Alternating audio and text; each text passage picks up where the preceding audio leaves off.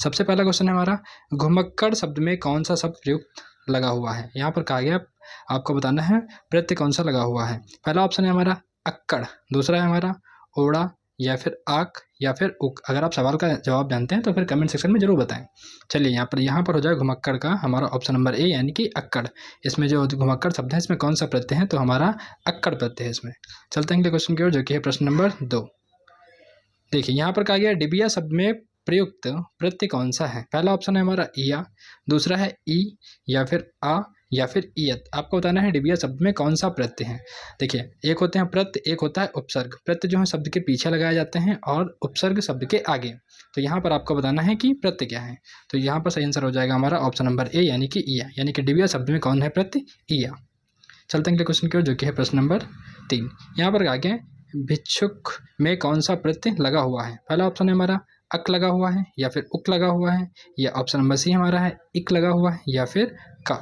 आपको बताना है प्रत्यय के बारे में बताना है। तो भिक्षुक शब्द में कौन सा प्रत्यय लगा हुआ है, भिक्षुक शब्द में उक लगा हुआ है, यानी ऑप्शन नंबर बी हमारा बिल्कुल सही हो जाएगा। चलते हैं क्वेश्चन की ओर, जो कि है प्रश्न नंबर 4। यहाँ पर कहा गया है दिग्भ्रम किस संधि का उदाहरण है। पहला ऑप्शन है हमारा विसर्ग संधि का, दूसरा हो जाएगा अयाद संधि का, तीसरा हो जाएगा व्यंजन संधि का, या फिर चौथा हो जाएगा हमारा यड़ संधि का। तो आपको बताना है इसमें से जो दिगंबरम है ये किसका जो है किस संधि का उदाहरण है। तो ये हमारा है व्यंजन संधि का। किसका है, व्यंजन संधि का। जहाँ पर भी शब्द के बीच में आधे शब्द दिखाई दें आपको, तो वहाँ पर क्या हो जाएगा, व्यंजन संधि के चांस बहुत ज़्यादा होते हैं, ध्यान रखना इसको। चलते हैं अगले क्वेश्चन की ओर, जो कि है प्रश्न नंबर 5। यहाँ पर कहा गया बिल्ली छत से कूद पड़ी, इस वाक्य में कौन सा कारक है। आपको बताना है इस वाक्य में कौन सा कारक है। पहला ऑप्शन है हमारा अधिकरण कारक, दूसरा है कर्म कारक, तीसरा हो जाएगा संप्रदान कारक, या फिर ऑप्शन नंबर चौथा हो जाएगा अपादान कारक। बताइए इसका सही आंसर कौन सा हो जाएगा। बिल्ली छत से कूद पड़ी, तो इसका सही आंसर हो जाएगा हमारा कहाँ से कूद पड़ी, छत से। तो ये अपादान कारक हो जाएगा, अलगाव का सेंस आएगा वहाँ पर, क्या हो जाएगा, अपादान कारक। अगला क्वेश्चन है हमारा प्रश्न नंबर 6। यहाँ पर कहा गया है निम्नलिखित में से द्विगु समास, यहाँ पर थोड़ा टाइपिंग मिस्टेक है, द्विगु समास का उदाहरण कौन सा है। पहला ऑप्शन है हमारा माता पिता, या फिर यथाशक्ति, या फिर नौग्रह, या फिर पीताम्बर। आपको बताना है इसमें सही आंसर कौन सा हो जाएगा। द्विगु समास कैसा होता है, द्विगु समास में कौन सा होगा, तो ये हमारा हो जाएगा ऑप्शन नंबर सी वाला, यानी कि नौग्रह। नौग्रह क्या हो जाएगा, द्विगु समास का उदाहरण है। चलते हैं अगले क्वेश्चन की ओर, जो कि हमारा है प्रश्न नंबर 7। यहाँ पर कहा गया है कि हिंदी किस लिपि में लिखी जाती है। पहला ऑप्शन है हमारा ब्राह्मी लिपि में, दूसरा है देवनागरी में, तीसरा हो जाएगा खरोष्टी में, या फिर चौथा हो जाएगा हमारा गुरुमुखी में। तो बताइए हिंदी किस लिपि में लिखी जाती है। तो हिंदी लिखी जाती है हमारी देवनागरी लिपि में। ध्यान रखना किस में लिखी जाती है, देवनागरी लिपि में। अगला क्वेश्चन है हमारा प्रश्न नंबर 8। यहाँ पर कहा गया बादल का पर्यायवाची शब्द कौन सा है। बादल का पर्यायवाची शब्द कौन सा है। तो पहला ऑप्शन है हमारा नीरज है, या फिर अम्बुज है, या फिर अम्बु है, या फिर हमारा ऑप्शन नंबर डी यानी कि जलज है। आपको बताना है इसमें से बादल का सही पर्यायवाची कौन सा हो जाएगा। तो सही हो जाएगा हमारा ऑप्शन नंबर ए यानी कि नीरज। ध्यान रखना कौन सा हो जाएगा, नीरज। अगला है क्वेश्चन नंबर 9। यहाँ पर कहा गया है इंद्रियों को जीतने वाले के लिए एक शब्द का प्रयोग करिए। तो इंद्रियों को जीतने वाले को दूरदर्शी कहेंगे, पहला ऑप्शन है। दूसरा है हमारा कुशाग्र बुद्धि, या फिर दत्तचित्त कहेंगे, या फिर चौथा ऑप्शन हो जाएगा हमारा जितेंद्रिय। तो आपको बताना है इसमें सही आंसर कौन सा हो जाएगा। तो इंद्रियों को जीतने वाला कौन सा हो जाएगा, जितेंद्रिय। ना ही ये होगा, ना ही ऑप्शन नंबर बी होगा, ना ही दत्तचित्त होगा। तो ये हमारा डी वाला बिल्कुल सही हो जाएगा। चलते हैं क्वेश्चन की ओर, जो कि है प्रश्न नंबर 10। तो यहाँ पर कहा गया जो युद्ध में स्थिर रहता है उसे क्या कहते हैं, क्या कहते हैं उसे। युजो, या फिर सत्याग्रही, या फिर ऑप्शन नंबर सी युधिष्ठिर, या फिर अश्वरोही चौथा ऑप्शन है। बताना है आपको इसमें से सही आंसर कौन सा हो जाएगा। तो सही आंसर हो जाएगा हमारा जो युद्ध में स्थिर रहता है उसे हम लोग युधिष्ठिर कहते हैं। क्या कहते हैं, युधिष्ठिर, यानी कि ऑप्शन नंबर सी हमारा बिल्कुल सही हो जाएगा। चलते हैं अगले क्वेश्चन की ओर, जो कि है प्रश्न नंबर 11। अगर अब तक आपने वीडियो को लाइक ना किया हो तो लाइक कर दीजिए, चैनल को सब्सक्राइब ना किया हो तो जरूर कर दें, और अपने दोस्तों के साथ इस वीडियो को जरूर शेयर करें। चलिए यहाँ पर सर्वनाम के कितने भेद होते हैं। पहला ऑप्शन है हमारा 4, दूसरा हो जाएगा 5, या फिर तीसरा हो जाएगा हमारा 6, या चौथा हो जाएगा हमारा 7। आपको बताना है इसमें से सर्वनाम के कितने भेद होते हैं। तो सर्वनाम के कितने भेद होते हैं, सर्वनाम के 6 भेद होते हैं। ध्यान रखना इसको, एग्जाम में कई बार रिपीट किया है। अगला क्वेश्चन है हमारा पवन का सही संधि विच्छेद क्या हो जाएगा। पवन का सही संधि विच्छेद क्या हो जाएगा। पा घन अन, या फिर पो घन अन, या फिर पौ घन अन, या फिर हमारा ऑप्शन नंबर डी पौ घन ना। तो आपको बताना है इसमें सही आंसर कौन सा होगा। तो सही आंसर कौन सा हो जाएगा इसका, ऑप्शन नंबर बी यानी कि पो घन अन वाला। ध्यान रखना पवन का जो सही संधि विच्छेद है वो कौन सा है, पो घन अन वाले। अगला हमारा है क्वेश्चन नंबर 13। यहाँ पर कहा गया है श्याम धीरे धीरे चलता है, श्याम धीरे धीरे चलता है। इसमें जो धीरे धीरे हैं ये शब्द क्या है? क्रिया है, क्रिया विशेषण है या विशेषण है या इनमें से कोई नहीं है। आपको बताना है इसमें से क्या है। ये धीरे धीरे चलता है, ये क्या हो जाएगा? ये क्रिया की विशेषता बता रहा है। श्याम कैसे चलता है? धीरे धीरे चलता है, तो ये क्या हो जाएगा? क्रिया विशेषण। ध्यान रखना इसको। अगला क्वेश्चन है हमारा प्रश्न नंबर 4। यहाँ पर कहा गया मनोरथ, मनोरथ का सही संधि विच्छेद क्या है? जो मनोरथ शब्द है इसका सही संधि विच्छेद आपको बताना है। पहला ऑप्शन है हमारा मना प्लस रथ, मना घन रथ। दूसरा हो जाएगा मनुघन रथ। तीसरा हो जाएगा मन घन रथ या फिर मना घन ओरथ। तो बताइए इसका सही आंसर कौन सा हो जाएगा? तो इसका सही आंसर हो जाएगा हमारा ऑप्शन नंबर ए, मना घन रथ। चलते हैं अगले क्वेश्चन की ओर, जो कि है प्रश्न नंबर 15। यहाँ पर कहा गया विद्यार्थी किस संधि का उदाहरण है? जो विद्यार्थी हैं वो किस संधि का उदाहरण है? पहला ऑप्शन है हमारा वृद्धि संधि का, दूसरा हो जाएगा गुण संधि का या फिर व्यंजन संधि का, या चौथा ऑप्शन हो जाएगा हमारा दीर्घ स्वर संधि का। अब आपको बताना है इसमें से कौन सा इसका सही उदाहरण हो जाएगा। तो इसका सही आंसर हो जाएगा हमारा ऑप्शन नंबर डी वाला, यानी कि दीर्घ स्वर संधि का उदाहरण है कौन? विद्यार्थी। विद्यार्थी किसका उदाहरण है? तो दीर्घ स्वर संधि का। चलते हैं अगले क्वेश्चन की ओर, जो कि है हमारा प्रश्न नंबर 16। यहाँ पर कहा गया कवि का सही स्त्रीलिंग रूप क्या है? कवित्री है, कवित्री है या फिर कवित्री या कवियत्री है। आपको बताना है इसमें से कौन सा ऑप्शन इसका बिल्कुल सही हो जाएगा। तो यहाँ पर 16 का ऑप्शन नंबर बी वाला हो जाएगा हमारा कवियत्री, कवित्री। तो ये option number B is the correct answer. चलते अगले क्वेश्चन की ओर, जो कि हमारा है प्रश्न नंबर 17। यहाँ पर कहा गया चिंतामणि, चिंतामणि किसका निबंध संग्रह है? पहला ऑप्शन हमारा बालकृष्ण भट्ट का है, दूसरा हो जाएगा हजारी प्रसाद द्विवेदी का है, या फिर ऑप्शन नंबर सी रामचंद्र शुक्ल का है, या फिर प्रताप नारायण मिश्र का है। काफ़ी इंपॉर्टेंट है, कई बार एग्जाम में पूछा जा चुका है। उम्मीद है आपको इसका आंसर पता होगा। तो इसका सही आंसर होगा हमारा ऑप्शन नंबर सी रामचंद्र शुक्ल। ध्यान रखना कि कौन सा हो जाएगा? रामचंद्र शुक्ल। चलते अगले क्वेश्चन की ओर, जो कि है प्रश्न नंबर 18। यहाँ पर कहा गया है हिंदी का पहला पत्र कौन सा है? देखिए पत्र से सवाल ही पूछ लिया जाता है। हिंदी का पहला पत्र कौन सा है? पत्र का मतलब है ये इतिहास की बात की जा रही है। हिंदी का जो इतिहास होता है वहाँ से सवाल ये बनता है। तो पहला ऑप्शन है हमारा उद्दंड मार्तंड, या दूसरा है इतिहास तिमिरनाशक, या फिर तीसरा ऑप्शन हो जाएगा हमारा बनारस अखबार, या चौथा हो जाएगा हरिश्चंद्र मैगजीन। अब आपको बताना है इसका सही आंसर कौन सा हो जाएगा। तो सही हमारा पहला वाला हो जाएगा उद्दंड मार्तंड। ये जो है हिंदी के इतिहास से सवाल आपका यहाँ पर पूछा गया है। चलते अगले क्वेश्चन की ओर, जो कि है प्रश्न नंबर 19। यहाँ पर कहा गया है कि उत्साह किस रस का स्थायी भाव है? स्थायी भाव की बात की जा रही है यहाँ पर। करुण रस का स्थायी भाव है, वीर रस का स्थायी भाव है, हास्य रस का स्थायी भाव है, या फिर श्रृंगार रस का स्थायी भाव है। आपको बताना है इसका सही आंसर कौन सा हो जाएगा। तो उत्साह जो है हमारा वीर रस का स्थायी भाव है। ठीक है, करुण रस का क्या होता है? शोक होता है, और बाकी जो है वीर रस का और जो श्रृंगार रस का है कौन सेक्शन में जरूर बताएं इनका। चलते अगले क्वेश्चन के, जो कि है प्रश्न नंबर 20। यहाँ पर कहा गया अंधेरी नगरी नाटक के लेखक कौन है? अंधेरी नगरी नाटक के लेखक कौन है? काफ़ी फेमस है और कई बार एग्जाम में पूछा जा चुका है। पहला ऑप्शन है हमारा प्रताप नारायण मिश्र, दूसरा हो जाएगा भारतेंद्र हरिश्चंद्र, या तीसरा हो जाएगा हरिकृष्ण प्रेमी, या चौथा हो जाएगा डॉक्टर रामकुमार वर्मा। आपको बताना है इसमें सही आंसर कौन सा होगा। तो सही आंसर हो जाएगा हमारा option number B Bharatendu Harishchandra, जो है अंधेरी नगरी नाटक के लेखक हैं। अगला है हमारा प्रश्न नंबर 21। यहाँ पर कहा गया गौशाला में कौन सा समास है? गौशाला में कौन सा समास है? बहुब्रीहि समास है, तत्पुरुष समास है, या फिर द्वंद्व समास है, या फिर द्विगु समास है। आपको बताना है इसमें से कौन सा इसका परफेक्ट आंसर हो जाएगा। तो इसका हो जाएगा हमारा ऑप्शन नंबर बी, यानी कि तत्पुरुष समास। गौशाला में कौन सा समास है? गौशाला यानी कि गाय, जहाँ पर गाय रहती हैं उनके लिए बनाया गया शाला, यानी तो यही हो जाएगा गौशाला यानी तत्पुरुष समास। अगला हमारा अष्टछाप के कवियों के निम्नलिखित में से कौन शामिल नहीं है? जो अष्टछाप कवि हैं उनमें कौन शामिल नहीं है?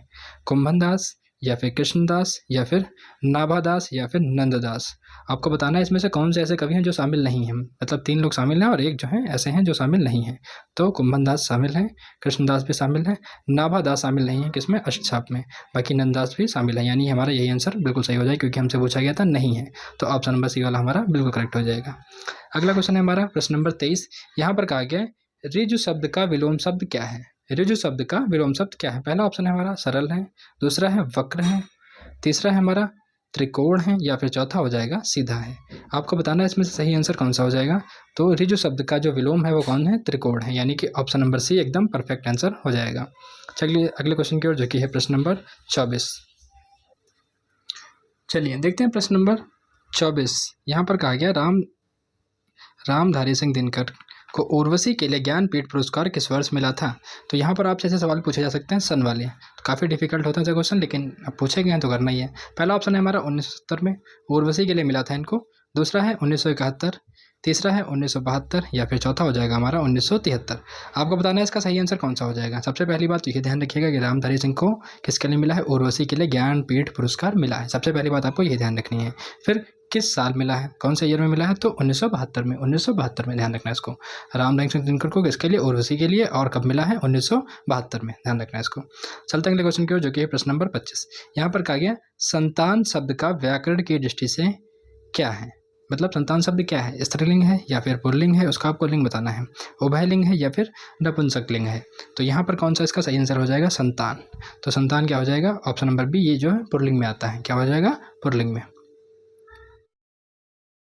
चलिए अब देखते हैं प्रश्न नंबर 26 को। यहाँ पर 25 हमारे हो चुके हैं, अब हमारा है प्रश्न नंबर 26। देखिए यहाँ पर आकाश और पाताल के बीच में लगने वाला चिन्ह को क्या कहेंगे हम लोग। आकाश और पाताल को जब लिखेंगे उसके बीच में एक चिन्ह लगाएंगे जो कि इस टाइप का होगा, उसे क्या कहेंगे हमारा। पहला ऑप्शन है हमारा अल्पविराम, दूसरा हो जाएगा विस्मयबोधक, विस्मयादिबोधक, या फिर ऑप्शन नंबर सी योजक चिन्ह, या ऑप्शन नंबर डी हमारा उद्धरण चिन्ह। आपको बताना है इसका सही आंसर कौन सा हो जाएगा। तो 26 का सही जवाब हो जाएगा हमारा ऑप्शन नंबर सी, यानी कि योजक चिन्ह। आकाश और पाताल के बीच लगने वाला चिन्ह यानी कि इस डैश को क्या कहते हैं, तो इसको योजक चिन्ह कहते हैं। अगला हमारा है प्रश्न नंबर 27। तो चलिए प्रश्न नंबर 27 को सॉल्व करते हैं। यहाँ पर है आप आ गए, इस वाक्य में आ शब्द है वो क्या है, संज्ञा है या फिर सर्वनाम है या फिर अव्यय है या फिर विशेषण है। देखिए संज्ञा तो आप जानते हैं किसी वस्तु, व्यक्ति या फिर किसी का नाम हो तो उसे हम लोग संज्ञा कहते हैं। और संज्ञा के स्थान पर जो कुछ यूज़ किया जाता है, वह, वे, आप, वे, वो सब हमारे क्या होते हैं, सर्वनाम होते हैं। और विशेषण क्या होते हैं, जो किसी वस्तु की विशेषता बताएं। तो इस शब्द को पढ़िए आप, तो इसमें से ऐसा कोई सेंस निकल रहा है संज्ञा वाला, सर्वनाम वाला या विशेषण वाला, बिल्कुल नहीं। तो हमारा लास्ट ऑप्शन कौन सा बचा, ऑप्शन नंबर सी, यानी कि अव्यय। तो ये हमारा जो आ क्या हो जाएगा, ये हमारा अव्यय हो जाएगा। चलते हैं अगले क्वेश्चन की ओर, जो कि है प्रश्न नंबर 28। निम्नलिखित में से पुल्लिंग शब्द का चयन कीजिए। पहला ऑप्शन है हमारा नदी, दूसरा ऑप्शन है हमारा पानी, या फिर इलायची, या फिर प्यास। आपको बताना है कि इसमें से पुल्लिंग शब्द कौन है। तो इसमें से पुल्लिंग शब्द है हमारा पानी, बाकी जो नदी है, इलायची है और प्यास है, ये तीनों ही शब्द हमारे कैसे हैं, स्त्रीलिंग है। कैसे हैं, स्त्रीलिंग। ध्यान रखिएगा इनमें से क्वेश्चन बन सकते हैं, क्योंकि PYQ से ही क्वेश्चन बनते हैं ज़्यादातर। अगला क्वेश्चन, चलिए 29 नंबर को देखते हैं। यहाँ पर कहा गया वाचाल जो शब्द है उसका सही अर्थ क्या है। पहला ऑप्शन है हमारा जो बहुत कम बोलता हो, या फिर दूसरा हो जाएगा जो बिल्कुल ना बोलता हो, या फिर तीसरा हो जाएगा जो बहुत बोलता हो। तीसरा क्या हो जाएगा, जो बहुत बोलता हो, या फिर चौथा हो जाएगा जिसके चाल ठीक ना हो। तो आपको बताना है यहाँ पर इसका सही आंसर कौन सा हो जाएगा। तो यहाँ पर सही आंसर हो जाएगा वाचाल का ऑप्शन नंबर सी, यानी कि जो बहुत बोलता है उसको हम लोग बोलते हैं वाचाल। ध्यान रखना क्या बोलते हैं उसको, वाचाल। अगला हो जाएगा हमारा प्रश्न नंबर 30। यहाँ पर कहा गया यह नई साड़ी है। इस वाक्य में जो नई शब्द हैं इस व्याकरण की दृष्टि से क्या है, यहाँ पर सर्वनाम है, क्रिया है, या फिर क्रिया विशेषण है, या फिर ऑप्शन नंबर डी हमारा विशेषण है। तो साड़ी कैसी है, नई है, यानी कि विशेषता बताई जा रही है। तो कौन सा हो जाएगा हमारा ऑप्शन नंबर डी, यानी कि विशेषण, बिल्कुल सही हो जाएगा। चलते हैं अगले क्वेश्चन की ओर, जो कि है प्रश्न नंबर 31। यहाँ पर कहा गया है नीचे दिए गए विकल्पों में से तत्सम शब्द का चयन कीजिए। तत्सम और तद्भव दो तरीके के शब्द आपसे पूछे जाएंगे एग्जाम में। तो पहला ऑप्शन है हमारा आम्र, ये कैसा है, तत्सम शब्द है या फिर तद्भव है, आपको बताना है। दूसरा है हमारा दूध, या फिर शहीद, या ऑप्शन नंबर डी हमारा है खिचड़ी। आपको बताना है इनमें से तत्सम शब्द कौन सा है। तो इनमें से तत्सम शब्द है हमारा आम, ठीक है, कौन सा हो जाएगा, आम्र, ऑप्शन नंबर ए वाला। अगला है हमारा प्रश्न नंबर 32। यहाँ पर कहा गया है वर्तनी के दृष्टि से शुद्ध शब्द का चयन कीजिए। पहला ऑप्शन है हमारा अनुसांगिक, या फिर अनुषांगिक, या अनुसांगिक, और चौथा हो जाएगा अनुषांगिक। इस तरीके से लिखा जाएगा। आपको बताना है इसमें से कौन सा इसका सही आंसर होगा, जो बिल्कुल परफेक्ट होगा, सही तरीके से लिखा गया है। तो हमारा ऑप्शन नंबर बी हो जाएगा अनुषांगिक, जो कि वर्तनी की दृष्टि से बिल्कुल शुद्ध है, ऑप्शन नंबर बी वाला। चलते हैं अगले क्वेश्चन की ओर, जो कि है हमारा प्रश्न नंबर 33। यहाँ पर कहा गया अंत्याक्षरी का शुद्ध वर्तनी रूप कौन सा है। अंत्याक्षरी का शुद्ध वर्तनी रूप कौन सा है। पहला ऑप्शन हमारा सही लिखा गया है अंताक्षरी, या फिर दूसरा अंताक्षरी, या फिर अन्यताक्षरी, या ऑप्शन नंबर डी आपको बताना है अंताक्षरी। तो इसमें से सही आंसर कौन सा हो जाएगा। तो इसका सही आंसर हो जाएगा हमारा पहला वाला अंताक्षरी। चलते हैं अगले क्वेश्चन की ओर, जो कि है हमारा प्रश्न नंबर 34। यहाँ पर कहा गया सुषमा शब्द का शुद्ध रूप क्या है। सुषमा शब्द का शुद्ध रूप क्या है। पहला ऑप्शन है हमारा सुषमा, या फिर इस तरीके से लिखा जाएगा सुषमा, या फिर चौथा वाला सुषुमा, या डी वाला हो जाएगा सुषुमा। आपको बताना है इसमें से सही तरीके से सुषमा शब्द कैसे लिखा जाएगा। तो ये हमारा बी वाला बिल्कुल सही तरीके से लिखा गया है सुषमा शब्द। चलते हैं अगले क्वेश्चन की ओर, जो कि है प्रश्न नंबर 35। निम्नलिखित में से तद्भव शब्द का चयन कीजिए। पहला ऑप्शन है हमारा बैंक, तद्भव शब्द कौन सा है, बैंक है। दूसरा है अग्नि है, तीसरा हो जाएगा अमीर है, या फिर चौथा हो जाएगा मोह। तो आपको बताना है इसमें से मुँह, कौन सा इसका तद्भव शब्द का चयन कीजिए। तो ऑप्शन नंबर डी जो है हमारा वो क्या है, तद्भव शब्द है। अगले क्वेश्चन की ओर चलते हैं जो कि है प्रश्न नंबर 36। अब तक आपने वीडियो को लाइक ना किया हो तो जरूर कर दीजिएगा, चैनल को सब्सक्राइब ना किया हो तो जरूर करिएगा और वीडियो को अपने दोस्तों को जरूर शेयर करें। निम्नलिखित में से कौन सा शब्द सूर्य का पर्यायवाची नहीं है। यहाँ पर आपसे कहा गया सूर्य का पर्यायवाची नहीं है। नहीं शब्द बहुत ध्यान रखिएगा एग्जाम में, इससे कई गलतियाँ होती हैं, तो बिल्कुल ध्यान रखिएगा इसको। तो पहला ऑप्शन है हमारा दिनकर, रवि या फिर अंशुमाली, या हमारा चौथा हो जाएगा यामिनी। तो देखिए सूर्य के पर्यायवाची रवि तो होता ही है और दिनकर भी होता है, यानी कि ऑप्शन नंबर ए और बी दोनों ही यहाँ पर इनके पर्यायवाची हो जाएंगे, यानी ये नहीं हो सकते। हमसे पूछा गया नहीं वाला। अंशुमाली भी होता है, यानी ऑप्शन नंबर डी यामिनी जो है नहीं होता है। तो इसका करेक्ट आंसर हो जाएगा हमारा ऑप्शन नंबर डी, यानी कि यामिनी जो है सूर्य का पर्यायवाची नहीं है। बाकी ये तीनों ही हो जाएंगे। चलते हैं अगले क्वेश्चन की, जो कि प्रश्न नंबर 37। यहाँ पर कहा गया अपमान शब्द में किस उपसर्ग का प्रयोग किया गया है। आप जानते होंगे उपसर्ग जो है शब्द के आगे लग करके शब्द का अर्थ को परिवर्तित करते हैं, उसी को हम लोग क्या कहते हैं, उपसर्ग कहते हैं। तो पहला ऑप्शन है हमारा अति, दूसरा हो जाएगा अध, या फिर यहाँ पर सी हो जाएगा अप, या ऑप्शन नंबर डी हो जाएगा उप। आपका बताना है यहाँ पर सही आंसर कौन सा हो जाएगा। तो अपमान शब्द का सही हो जाएगा हमारा ऑप्शन नंबर सी, यानी कि अप। अप शब्द जो है इसमें क्या हो जाएगा, उपसर्ग है। किसमें, अपमान शब्द में अप उपसर्ग है। अगला हमारा प्रश्न नंबर 38। यहाँ पर कहा गया दुर्व्यवस्था शब्द में कौन सा उपसर्ग लगा हुआ है। तो दू लगा हुआ है, या फिर दुर लगा हुआ है, या ऑप्शन नंबर सी अव लगा हुआ है, या फिर ऑप्शन नंबर डी दू लगा हुआ है। तो आपको बताना है इसका 38 वाले का सही आंसर कौन सा हो जाएगा। तो इसका हो जाएगा ऑप्शन नंबर बी दुर लगा हुआ है।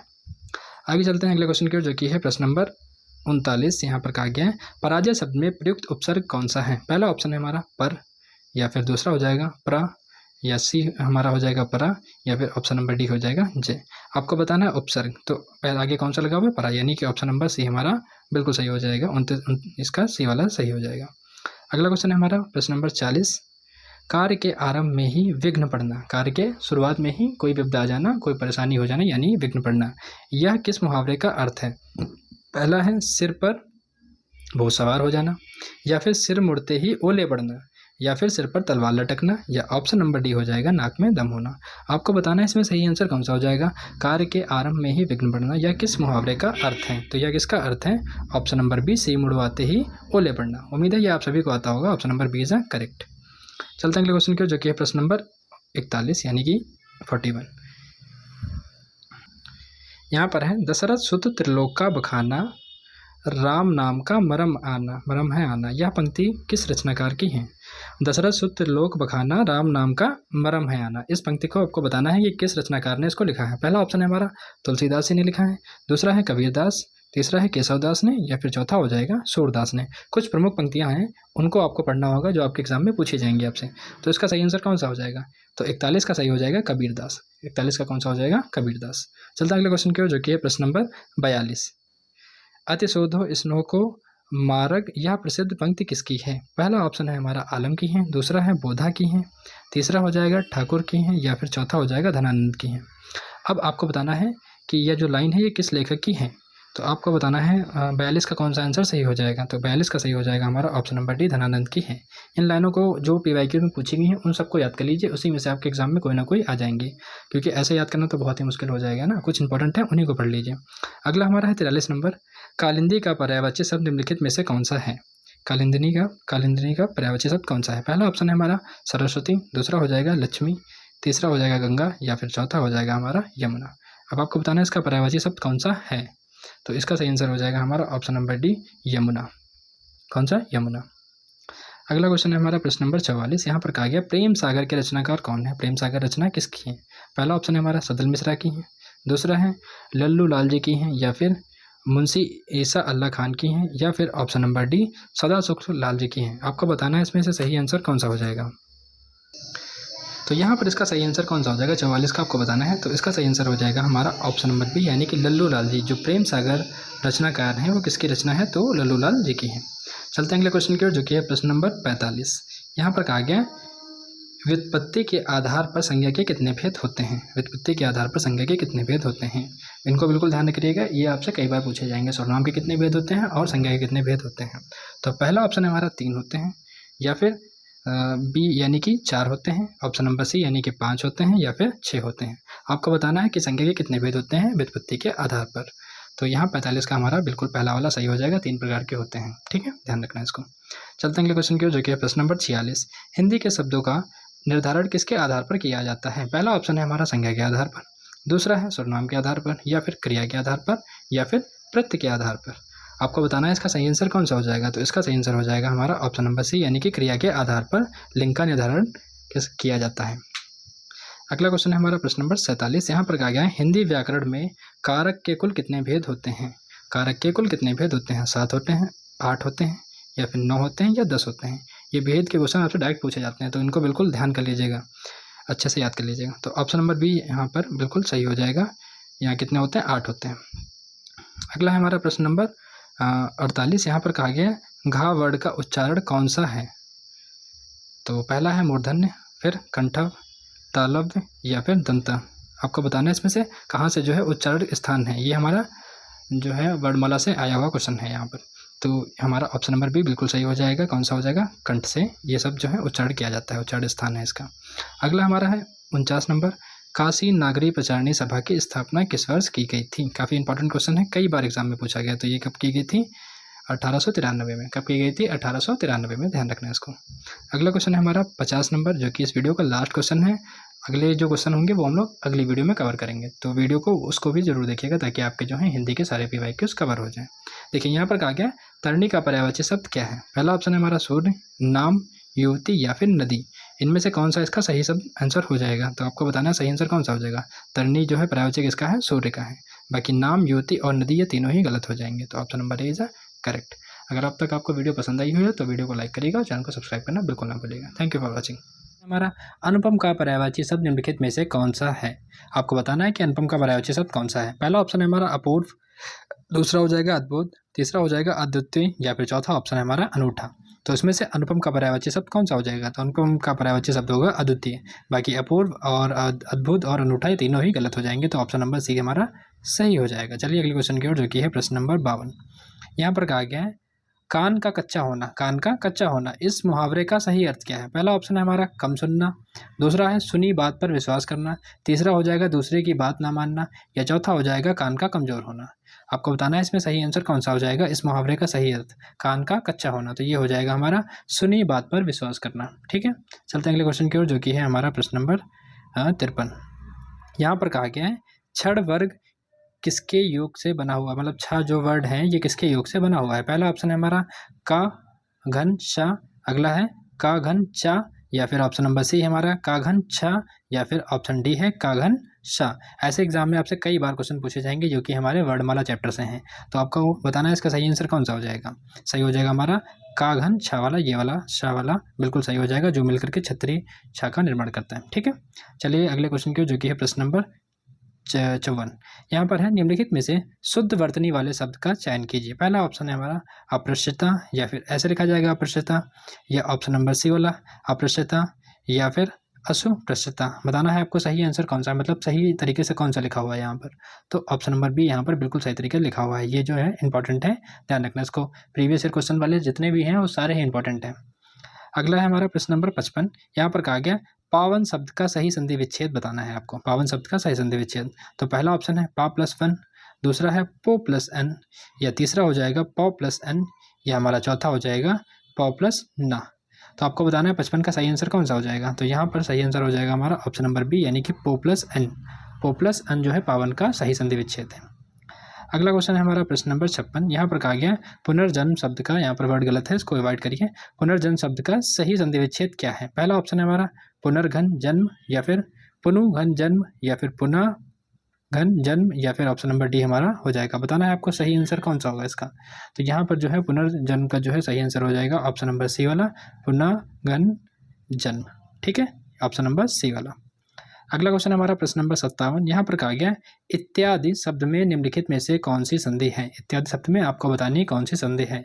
जब भी या वाला से पहले कोई आधा शब्द आता है तो वहाँ पर क्या कौन सा होता है? उम्मीद है आपको पता होगा, अगर ट्रिक जानते हैं आप तो आपको पता होगा, और अगर पता है तो कमेंट सेक्शन में आंसर जरूर दें।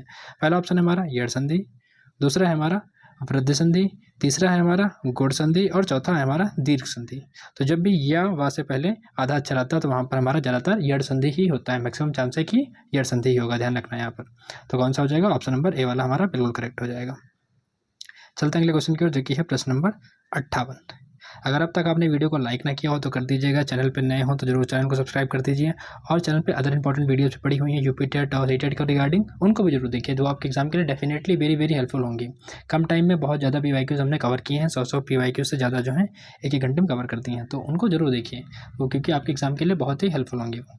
तो चलिए देखते हैं यहाँ पर नाक रगड़ना मुहावरे का सही अर्थ क्या है। पहला ऑप्शन है हमारा नाक में चोट लगना, दूसरा है इज्जत देना, या फिर तीसरा है दीनता पूर्वक प्रार्थना करना, या फिर चौथा हो जाएगा हमारा चापलूसी करना।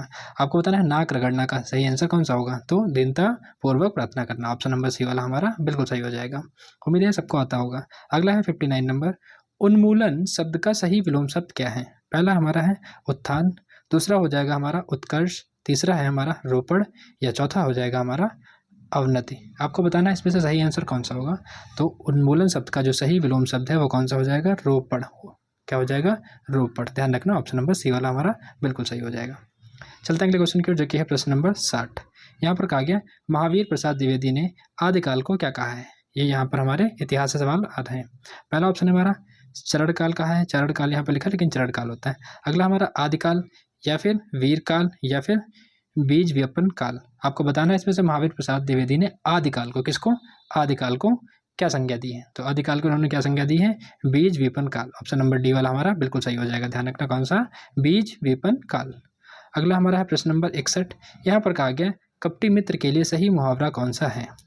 दांत तले उंगली दबाना, या फिर ऑप्शन नंबर बी हमारा आस्तीन का सांप, ऑप्शन नंबर सी हमारा अकल का दुश्मन, या चौथा हो जाएगा हमारा आबनूस का कुंदा। तो यहाँ पर इसका जो भी आंसर है वो आप कमेंट सेक्शन में बताएंगे, क्योंकि हम तो इसका आंसर नहीं देने वाले, क्योंकि बहुत ही आसान है, आप सभी जानते होंगे इसका आंसर। चलिए अगले क्वेश्चन की ओर, जो कि है प्रश्न नंबर 62। इंद्रियों को जीतने वाले के लिए एक शब्द कौन सा है। इंद्रियों को जीतने वाले के लिए एक शब्द बताना है। पहला ऑप्शन है हमारा इंद्रजीत, दूसरा है जितेंद्री, या फिर तीसरा हो जाएगा दत्तचित्त, या फिर ऑप्शन नंबर डी हो जाएगा हमारा कुशाग्र बुद्धि। तो कुशाग्र बुद्धि। आपको बताना है इसमें सही आंसर कौन सा होगा। इंद्रियों को जीतने वाले, तो कौन सा हो जाएगा, ऑप्शन नंबर बी जितेंद्रिय, ऑप्शन नंबर बी जितेंद्रिय। ठीक है, ध्यान रखना इसको। चलिए अगले क्वेश्चन की ओर, जो कि हमारा है प्रश्न नंबर 63 यानी कि 63। यहाँ पर है संकर शब्द किसे कहते हैं। पहला ऑप्शन है हमारा ग्रामीण भाषा का शब्द, या फिर संस्कृत भाषा का शब्द। ये ऑप्शन नंबर सी हमारा हो जाएगा ग्रामीण व संस्कृत शब्दों का मेल, या ऑप्शन नंबर डी हो जाएगा दो भाषाओं के शब्दों से मिलकर बना शब्द। अब आपको बताना है संकर शब्द किसे कहते हैं। तो संकर शब्द किसे कहते हैं, आपको इसका सही आंसर हो जाएगा हमारा ऑप्शन नंबर डी वाला, यानी कि दो भाषाओं के शब्दों से मिलकर बना शब्द हमारा क्या कहलाता है, संकर शब्द कहलाता है। ध्यान रखना इसको, एग्जाम में पूछा जाता है कई बार। अगला क्वेश्चन है हमारा प्रश्न नंबर 64। यहाँ पर कहा गया शुद्ध शब्द को स्त्रीवाचक बनाने के लिए किस प्रत्यय का प्रयोग किया जाएगा। प्रत्यय जो कि शब्द के अंत में लग के उसका अर्थ को परिवर्तित करते हैं, उसी को बोलते हैं हम लोग प्रत्यय। तो देखिए यहाँ पर ई है बड़ी, या फिर आ लगेगा, या इया लगेगा, या फिर इक लगेगा। क्या लगा करके हम इसको स्त्रीलिंग में परिवर्तित कर सकते हैं। तो यहाँ पर आ जाएगा हमारा ऑप्शन नंबर बी वाला, यानी कि सुतुआ। सुत में बड़ा लगा देंगे तो क्या हो जाएगा, सुतुआ, यानी ऑप्शन नंबर बी हमारा बिल्कुल सही हो जाएगा। अगला क्वेश्चन है हमारा प्रश्न नंबर 65। यहाँ पर कहा गया नाक का बाल होना मुहावरे का क्या अर्थ है। नाक का बाल होना मुहावरे का क्या अर्थ है। पहला ऑप्शन है हमारा कष्ट देना, दूसरा है अधिक प्रिय होना, या फिर पालतू होना, या फिर नाक की सफाई करना। आपको बताना है इसका सही आंसर कौन सा हो जाएगा। तो नाक का बाल होना यानी कि बहुत ही प्रिय होना, यानी कि अधिक प्रिय होना, ऑप्शन नंबर बी हमारा यहाँ पर बिल्कुल सही हो जाएगा। चलते हैं अगले क्वेश्चन की ओर, जो कि है प्रश्न नंबर 66। यहाँ पर कहा गया अश्व का पर्यायवाची शब्द निम्नलिखित में से कौन सा नहीं है। बिल्कुल ध्यान रखना, एग्जाम में जैसे ही आपको नहीं दिखा तो अंडरलाइन कर लीजिए, उसके नीचे यह सर्कल बना लीजिए, क्योंकि ये कंफ्यूज करता है। तो पहला ऑप्शन है हमारा घोटक, अश्व का पर्यायवाची शब्द नहीं है। घोटक तो होता है, तो ये वाला हमारा नहीं हो सकता। अगला हमारा कटक, या फिर ऑप्शन नंबर सी हो जाएगा है, या फिर ऑप्शन नंबर डी तुरंग। तो एक बात तो है, पहला वाला नहीं हो सकता और डी वाला भी नहीं हो सकता। अब बचे दो ऑप्शन, यहाँ पर कौन सा हो सकता है, एक कटक है, एक है। तो यहाँ पर कटक वाला सही हो जाएगा, बाकी है जो है अश्व का पर्यायवाची होता है। तो यानी ए और सी और डी वाले होते हैं और बी वाला नहीं होता है, और हमसे नहीं पूछा गया था, यानी हमारा बी वाला बिल्कुल सही आंसर हो जाएगा। चलिए अगले क्वेश्चन की ओर, जो कि प्रश्न नंबर 67। जो एक स्थान पर टिक कर नहीं रहता है, जो एक स्थान पर टिक कर नहीं रहता है, इस वाक्य के लिए एक शब्द कौन सा है। पहला ऑप्शन है हमारा अस्थिर, या फिर अडिग, या फिर यायावर, या फिर गतिशील। आपको बताना है इसका सही आंसर कौन सा हो जाएगा।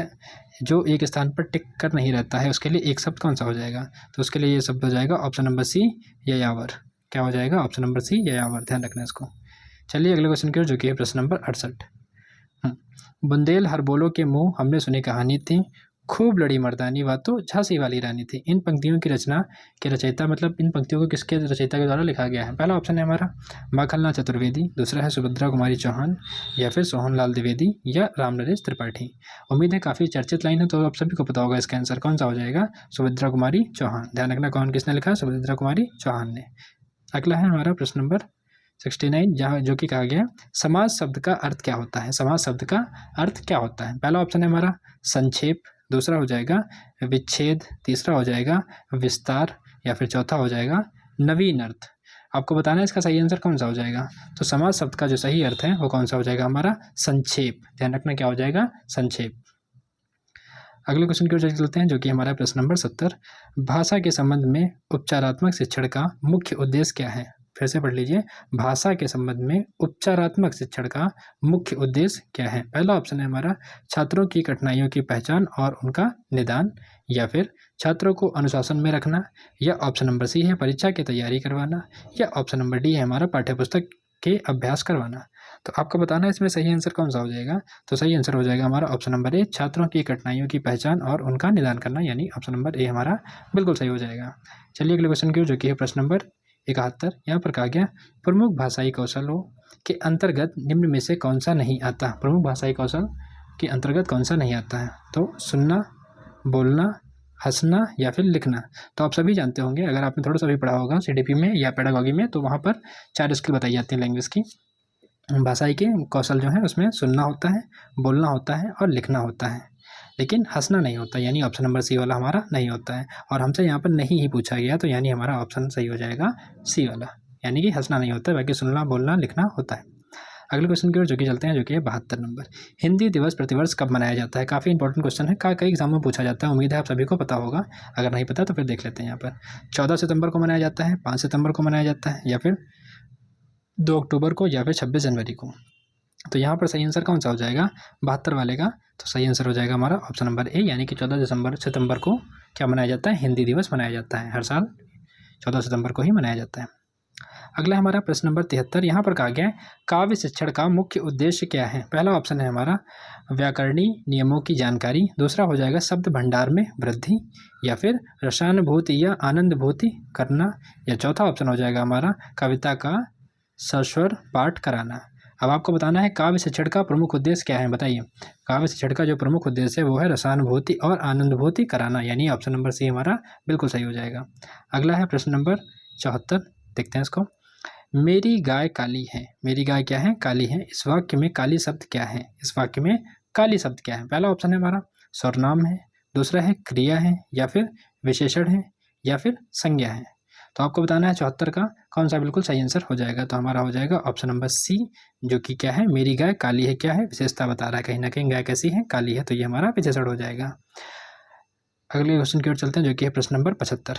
अगर आपने वीडियो को लाइक ना किया हो तो जरूर कर दें और चैनल को सब्सक्राइब करना बिल्कुल ना भूलें। इस वीडियो में हम लोग, इस सीरीज़ में हम लोग कवर करेंगे 19 से लेकर के 21 तक सारे PYQs को। तो वीडियो को पूरा देखिए और अपने दोस्तों तक जरूर शेयर करें इसको। चलिए चलते हैं, इसका पहला पार्ट अगर ना देखा हो तो वो भी देख लीजिएगा। नाटक शिक्षण में कक्षा अभिनय प्रणाली के प्रयोग से क्या लाभ होता है? पहला ऑप्शन है हमारा समय व्यर्थ होता है, दूसरा ऑप्शन है हमारा अभिनय से सीखने की प्रक्रिया में तेजी आती है, या फिर ऑप्शन नंबर सी है हमारा बच्चों पर बुरा प्रभाव पड़ता है, या ऑप्शन नंबर डी हो जाएगा हमारा शिक्षक का काम बढ़ जाता है। मतलब जब नाटक का प्रशिक्षण में कक्षा अभिनय प्रणाली के लिए प्रयोग से क्या लाभ होता है, तो क्या लाभ होता है बताइए। तो इसका सही हो जाएगा हमारा ऑप्शन नंबर बी वाला, अभिनय से सीखने की प्रक्रिया में तेजी आती है, बच्चा करके सीखता है। अगला हमारा है प्रश्न नंबर 76। यहाँ पर क्या है, वाहनारूढ़ शब्द में किस कारक का प्रयोग हुआ है? कर्म कारक का, या फिर करण कारक का, या फिर संप्रदान कारक का, या अधिकरण कारक का। आपको बताना है कि वाहनारूढ़ शब्द में कारक किस कारक का प्रयोग हुआ है। तो यहाँ पर जो है सही आंसर हो जाएगा हमारा ऑप्शन नंबर डी, यानी कि अधिकरण कारक का प्रयोग किया गया है। चलते हैं अगले क्वेश्चन की ओर जो कि प्रश्न नंबर 77। किस रस को रसराज कहा जाता है? किस रस को रसराज कहा जाता है? उम्मीद है आप सभी को पता होगा इसका। देखते हैं, पहला ऑप्शन है हमारा वीर रस, दूसरा है, यहाँ पर थोड़ा श्रृंगार गलत लिखा हुआ है, श्रृंगार रस ऐसे लिखते हैं, श्रृंगार रस है, और अगला है हमारा करोड़ रस, और ऑप्शन नंबर डी है हमारा शांत रस। तो आपको बताना है यहाँ पर 77 का कौन सा आंसर सही हो जाएगा। तो इसका सही हो जाएगा हमारा श्रृंगार रस, ऑप्शन नंबर बी वाला बिल्कुल सही हो जाएगा। इसी को हम लोग कहते हैं रसराज। अगला हमारा है धनानंद को किस युग का कवि माना जाता है? धनानंद को किस युग का कवि माना जाता है? प्रश्न नंबर 78 का आंसर दीजिए। पहला ऑप्शन है हमारा आदिकाल, दूसरा है हमारा भक्तिकाल, या फिर रीतिकाल के कवि थे, या भारतीय काल के कवि थे। आपको बताना है किस काल के कवि इनको माना जाता है धनानंद को। तो ये माने जाते हैं रीतिकाल के कवि। कब किसके? रीतिकाल के। ध्यान रखना, काफ़ी इंपॉर्टेंट है, एग्जाम में कई बार पूछा जाता है इनको। अगला क्वेश्चन है हमारा प्रश्न नंबर 79, जिसमें कहा गया है निम्नलिखित में से शुद्ध वर्तनी वाला शब्द चुनना है आपको। आशीर्वाद को ऐसे लिखा जाएगा, या फिर आशीर्वाद, या आशीर्वाद, या फिर आशीर्वाद।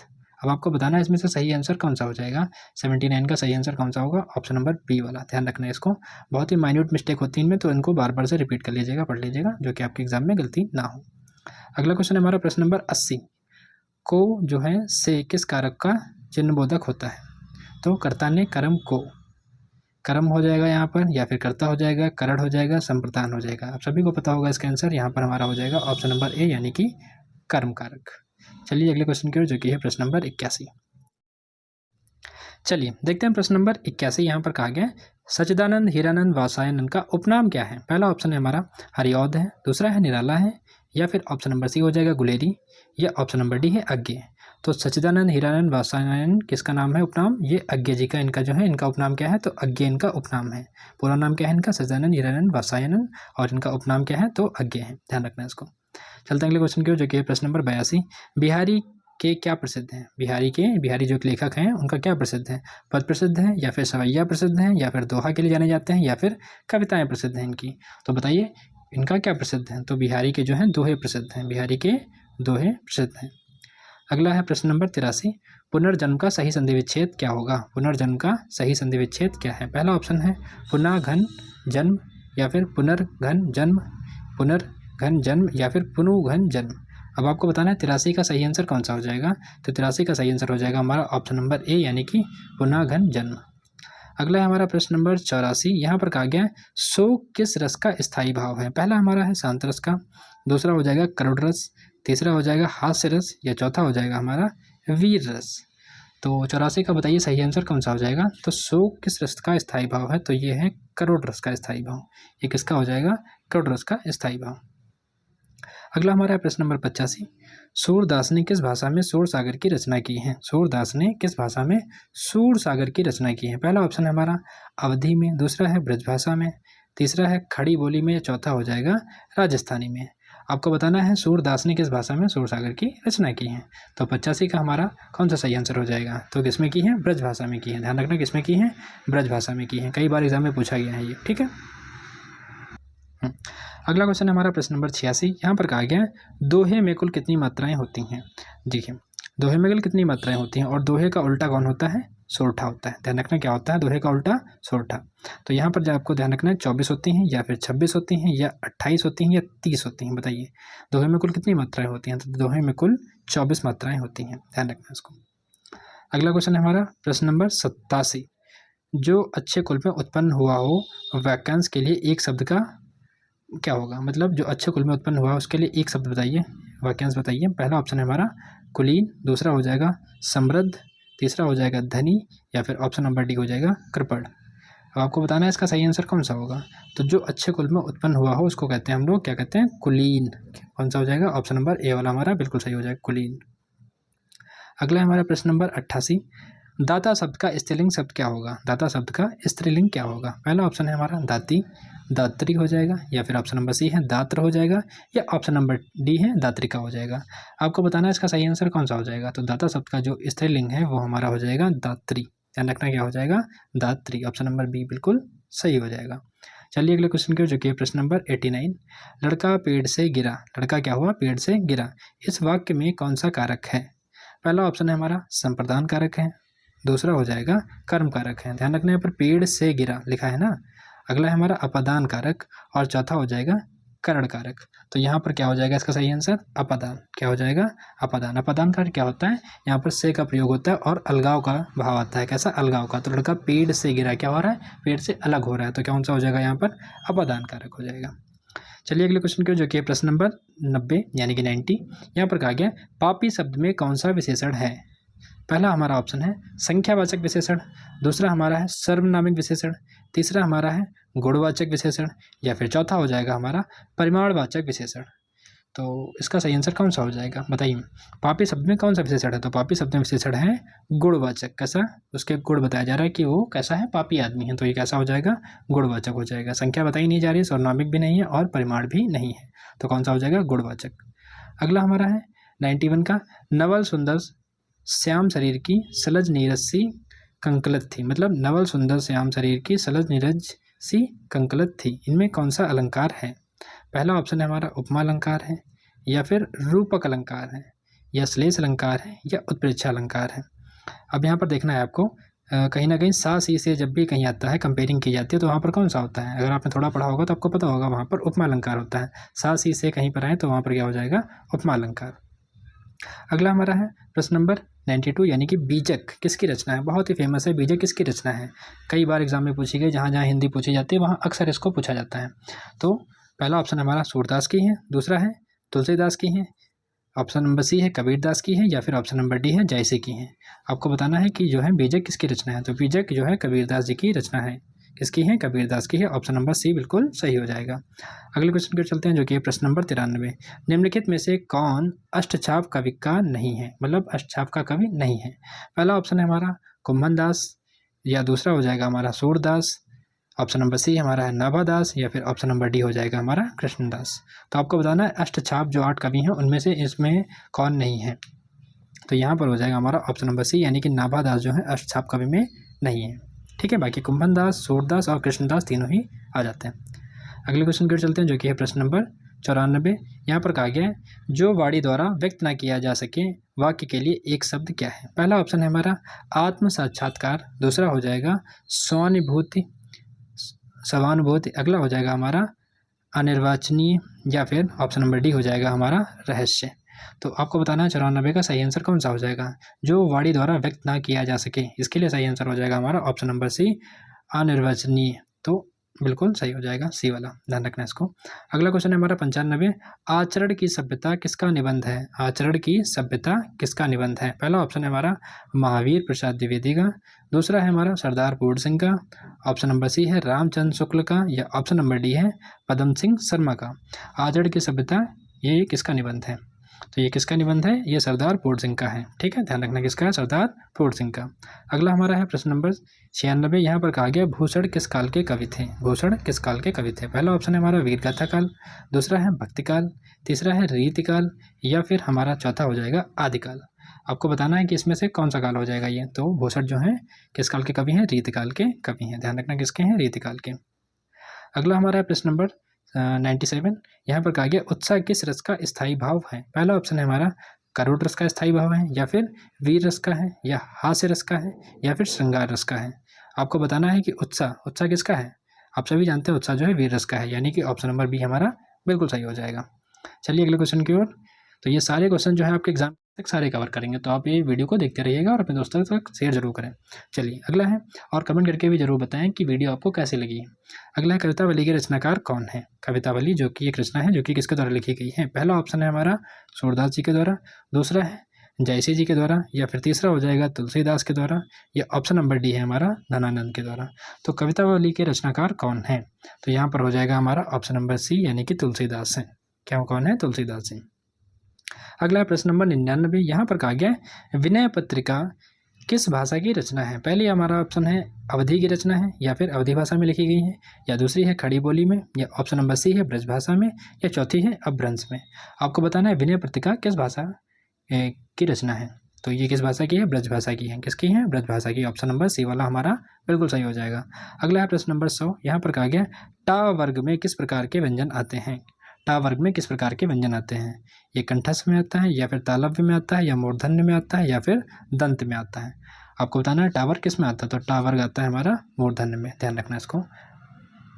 तो इस तरीके से हमने यहाँ पर 100 क्वेश्चन कंप्लीट कर लिए हैं। अभी जो है इसमें 200 क्वेश्चन और बाकी हैं। हम लोग पूरे 300 क्वेश्चन करेंगे, जिससे आपके सारे PYQs कवर हो जाएँ। तो उम्मीद है आपको वीडियो पसंद आई होगी। तो वीडियो पसंद आई है तो लाइक करिएगा और चैनल को सब्सक्राइब करना बिल्कुल ना भूलिए, और कमेंट सेक्शन में अपना रिप्लाई जरूर दें। नमस्कार, अचीवर अकेडमी पे आप सभी का स्वागत है और एक बार फिर से हम लेकर के आ चुके हैं यूपी टेट के प्रीवियस ईयर क्वेश्चंस। आज हम करेंगे 50 प्रीवियस ईयर क्वेश्चंस को, तो वीडियो को पूरा देखिएगा जो कि आपके एग्जाम के लिए बहुत इंपॉर्टेंट है। ये हमारी हिंदी प्रीवियस ईयर क्वेश्चंस की तीसरी वीडियो है। अगली 2 वीडियो अगर आपने ना देखी हो तो जाकर के जरूर देखिए। चलिए शुरुआत करते हैं। बहुत ही कम टाइम में आपके बहुत ही अच्छे क्वेश्चन का रिविजन आपको इसी चैनल पर मिलेगा, तो चैनल को सब्सक्राइब कर लीजिए, वीडियो को लाइक करिए। पहला क्वेश्चन है हमारा, अंधेर नगरी नाटक के लेखक कौन है? पहला ऑप्शन है हमारा प्रताप नारायण मिश्र, दूसरा ऑप्शन हो जाएगा हमारा भारतेंद्र हरिश्चंद्र, या फिर तीसरा हो जाएगा हमारा हरिकृष्ण प्रेमी, या चौथा ऑप्शन हमारा सही हो जाएगा डॉक्टर रामकुमार वर्मा। अगर आप जानते हैं सवाल का जवाब तो कमेंट में आंसर जरूर दें। तो यहाँ पर हमारा सही आंसर हो जाएगा हमारा ऑप्शन नंबर बी, यानी कि भारतेंद्र हरिश्चंद्र। चलते हैं अगले क्वेश्चन की ओर, जो कि हमारा है प्रश्न नंबर 102। यहाँ पर कहा गया है, आदिकाल में पहेलियाँ लिखने वाले कवि निम्नलिखित में से कौन थे? पहला ऑप्शन है हमारा जगनिक, दूसरा ऑप्शन हो जाएगा हमारा अमीर खुसरो, तीसरा हो जाएगा सरहपा, या फिर ऑप्शन नंबर डी गोरखनाथ। आदिकाल में पहेलियाँ लिखने के लिए कौन प्रसिद्ध थे? तो कौन थे बताइए। यहाँ पर सही आंसर हो जाएगा हमारा ऑप्शन नंबर बी, यानी कि अमीर खुसरो थे। अगला क्वेश्चन है हमारा प्रश्न नंबर 103। पेड़ से बंदर कूदा इस वाक्य में कौन सा कारक प्रयुक्त हुआ है? आपको बताना है इसमें से कौन सा कारक है। पेड़ से बंदर कूदा, कहीं ना कहीं अलगाव का सेंस है, इसमें ध्यान रखिएगा। पहला ऑप्शन है हमारा अपादान कारक, दूसरा है कर्म कारक, तीसरा है संप्रदान कारक, और चौथा हो जाएगा हमारा कर्ण कारक। आपको बताना है कि इसमें कौन सा बिल्कुल इसमें सही आंसर होगा। तो यहाँ पर सही आंसर हो जाएगा हमारा ऑप्शन नंबर ए, यानी कि अपादान कारक। जहाँ पर भी अलगाव का अर्थ निकले वहाँ पर हो जाता है हमारा अपादान कारक। तो यहाँ क्या हो जाएगा, पेड़ से बंदर कूदा, यानी बंदर पेड़ से अलग हो रहा है, यानी कूद रहा है, यानी कहीं ना कहीं अलगाव हो रहा है। तो हमारा ऑप्शन नंबर ए बिल्कुल सही हो जाएगा। चलिए अगले क्वेश्चन की ओर, जो कि है प्रश्न नंबर 104। यहाँ पर कहा गया श्रृंगार रस का स्थायी भाव क्या होता है? पहला ऑप्शन है हमारा हास होता है, या फिर शोक होता है, या क्रोध होता है, या रति होता है। उम्मीद है आप सभी इसका आंसर जानते होंगे। अगर नहीं पता है तो फिर ऑप्शन नंबर डी यहाँ पर बिल्कुल सही हो जाएगा, यानी रति होता है। श्रृंगार रस का स्थायी भाव रति होता है। अगला हमारा है प्रश्न नंबर 105। यहाँ पर कहा गया है, निम्नलिखित में से तत्भव शब्द का चयन कीजिए। पहला ऑप्शन है हमारा भ्रमर है, या फिर अग्नि हो जाएगा, या ऑप्शन नंबर सी यानी कि मछली हो जाएगा, या फिर ऑप्शन नंबर डी मस्तक हो जाएगा। आपको बताना है कि इसमें तद्भव शब्द कौन सा है। तो यहाँ पर तद्भव शब्द हमारा मछली है, बाकी जो भ्रमर है, अग्नि है और मस्तक है, ये तीनों ही शब्द हमारे कैसे हैं, तत्सम है। तो यहाँ पर ऑप्शन नंबर सी हमारा बिल्कुल सही हो जाएगा। चलिए अगले क्वेश्चन की ओर, जो कि है प्रश्न नंबर 106। यहाँ पर कहा गया है, चौपाई छंद के प्रत्येक चरण में कितनी मात्राएं होती हैं? पहला ऑप्शन है आपका 11 मात्राएं होती हैं, या फिर 13 होती हैं, या फिर ऑप्शन नंबर सी 16 मात्राएं होती हैं, या फिर ऑप्शन नंबर डी 24 मात्राएं होती हैं। तो चौपाई का जो प्रत्येक चरण होता है उसमें कितनी मात्राएं होती हैं? 16 मात्राएं होती हैं, यानी ऑप्शन नंबर सी हमारा बिल्कुल सही हो जाएगा। अगला क्वेश्चन है हमारा प्रश्न नंबर 7। चलिए देखते हैं उसको। यहाँ पर कहा गया है, तेरी वर छीने और खलन का इस पंक्ति में कौन सा अलंकार है? तेरी वर छीने खलन का इस पंक्ति में कौन सा अलंकार है? पहला ऑप्शन है हमारा रूपक अलंकार हो जाएगा, या फिर दूसरा है अनुप्रास अलंकार, या फिर श्लेष अलंकार, या फिर यमक अलंकार। बताइए इसमें कौन सा इसका सही आंसर हो जाएगा। 107 का सही आंसर कौन सा होगा, कौन सा अलंकार है इस पंक्ति में? तो यहाँ पर जो है अलंकार है ऑप्शन नंबर डी, यानी कि यमक अलंकार है। तेरी वर छीने खलन का जो है इसमें कौन सा अलंकार है? तो हमारा ऑप्शन नंबर डी, यानी कि यमक अलंकार है। अगले क्वेश्चन की ओर चलते हैं, जो कि है प्रश्न नंबर 108। यहाँ पर कहा गया है, हिंदी प्रदीप पत्रिका के संपादक कौन थे? पहला ऑप्शन है हमारा बालकृष्ण भट्ट, दूसरा है प्रताप नारायण मिश्र, या फिर तीसरा हो जाएगा भारतेंद्र हरिश्चंद्र, या ऑप्शन नंबर डी हो जाएगा बद्री नारायण चौधरी। आपको बताना है कि हिंदी प्रदीप पत्रिका के लेखक कौन थे, संपादक कौन थे? तो यहाँ पर हो जाएगा हमारा ऑप्शन नंबर ए, यानी कि बालकृष्ण भट्ट। अगला क्वेश्चन है प्रश्न नंबर 109। यहाँ पर कहा गया है, सूर्योदय शब्द का सही संधि विच्छेद क्या है? पहला ऑप्शन है हमारा सूर्यो घन उदय, और दूसरा ऑप्शन है हमारा सूर्य धन उदय, या फिर सूरज घन उदय, या ऑप्शन नंबर डी हो जाएगा सूरन धन उदय। आपको बताना है इसमें सही आंसर कौन सा हो जाएगा। 109 का बिल्कुल करेक्ट आंसर कौन सा हो जाएगा? तो यहाँ पर सही संधि विच्छेद होगा हमारा ऑप्शन नंबर बी, यानी कि सूर्य घन उदय। यहाँ पर सिर्फ दय है, यहाँ पर सूरज उदय है, तो यानी ये वाला और ये वाला बिल्कुल गलत हो जाएगा, और ये वाला भी हमारा गलत ही है। तो ऑप्शन नंबर बी हमारा बिल्कुल करेक्ट हो जाएगा। अगला है हमारा प्रश्न नंबर 110। यहाँ पर कहा गया है, यथाशक्ति शब्द में कौन सा समास है? यथाशक्ति शब्द में कौन सा समास है? पहला ऑप्शन है हमारा तत्पुरुष समास हो जाएगा, दूसरा है अव्ययी भाव समास हो जाएगा, या फिर ऑप्शन नंबर सी है हमारा द्विगु समास होगा, या ऑप्शन नंबर डी है हमारा कर्मधारय समास होगा। आपको बताना है इसमें सही आंसर कौन सा हो जाएगा। तो सही आंसर हो जाएगा यहाँ पर यथाशक्ति, यानी कि शक्ति क्या है यथा, तो कौन सा हो जाएगा अव्ययी भाव समास। कौन सा होगा? अव्ययी भाव समास। अगले क्वेश्चन की ओर चलते हैं जो कि है प्रश्न नंबर 111। यहाँ पर कहा गया है इनमें से कौन सा शब्द तत्भव शब्द है। पहला ऑप्शन है हमारा भ्रमर, दूसरा हो जाएगा अग्नि, या फिर ऑप्शन नंबर सी हो जाएगा भौरा, या ऑप्शन नंबर डी हो जाएगा मुख। आपको बताना है कि इसमें से कौन सा शब्द तत्भव है। तो यहाँ पर तत्भव शब्द हमारा है ऑप्शन नंबर सी यानी कि भौरा, बाकी जो है वो सभी क्या है तत्सम शब्द हैं। अगले क्वेश्चन की ओर चलते हैं जो कि है प्रश्न नंबर 112। यहाँ पर कहा गया है मुद्री शब्द का तत्सम रूप क्या है। पहला ऑप्शन है हमारा मुद्री, या मुंदरी, या फिर मुद्रिका, या ऑप्शन नंबर डी है हमारा मुद्रा। आपको बताना है कि मुद्री शब्द का तत्सम रूप। तो यहाँ पर जो सही हो जाएगा हमारा ऑप्शन नंबर सी यानी कि मुद्रिका। कौन सा? मुद्रिका। अगले क्वेश्चन की ओर चलते हैं जो कि है प्रश्न नंबर 113। अब तक आपने चैनल को सब्सक्राइब ना किया हो तो कर दीजिए, वीडियो को लाइक भी कर दीजिए। अदर इंपॉर्टेंट वीडियोस भी हैं चैनल पे, अगर आपने ना देखा हो तो जाकर के जरूर देखिए। निम्नलिखित में से कौन सा निबंध हजारी प्रसाद द्विवेदी का नहीं है। पहला ऑप्शन है हमारा अशोक के फूल नहीं है, या दूसरा हो जाएगा कुटज, या ऑप्शन नंबर सी हमारा है विचार प्रवाह, या ऑप्शन नंबर डी हो जाएगा व्रत और विकास। आपको बताना है इसमें सही आंसर कौन सा हो जाएगा। निम्नलिखित में से कौन सा निबंध हजारी प्रसाद द्विवेदी का नहीं है। तो यहाँ पर ऑप्शन नहीं है पूछा गया है, एग्जाम में नहीं है वाले में सर्कल कर लीजिएगा या फिर अंडरलाइन कर लीजिएगा ताकि आप कंफ्यूज ना हो, गलती ना हो। कई बार हम लोग जल्दबाजी में गलतियाँ कर देते हैं, तो यहाँ पर ध्यान रखिएगा, जहाँ पर नहीं है उसको ध्यान रखना है, बताना है आपको।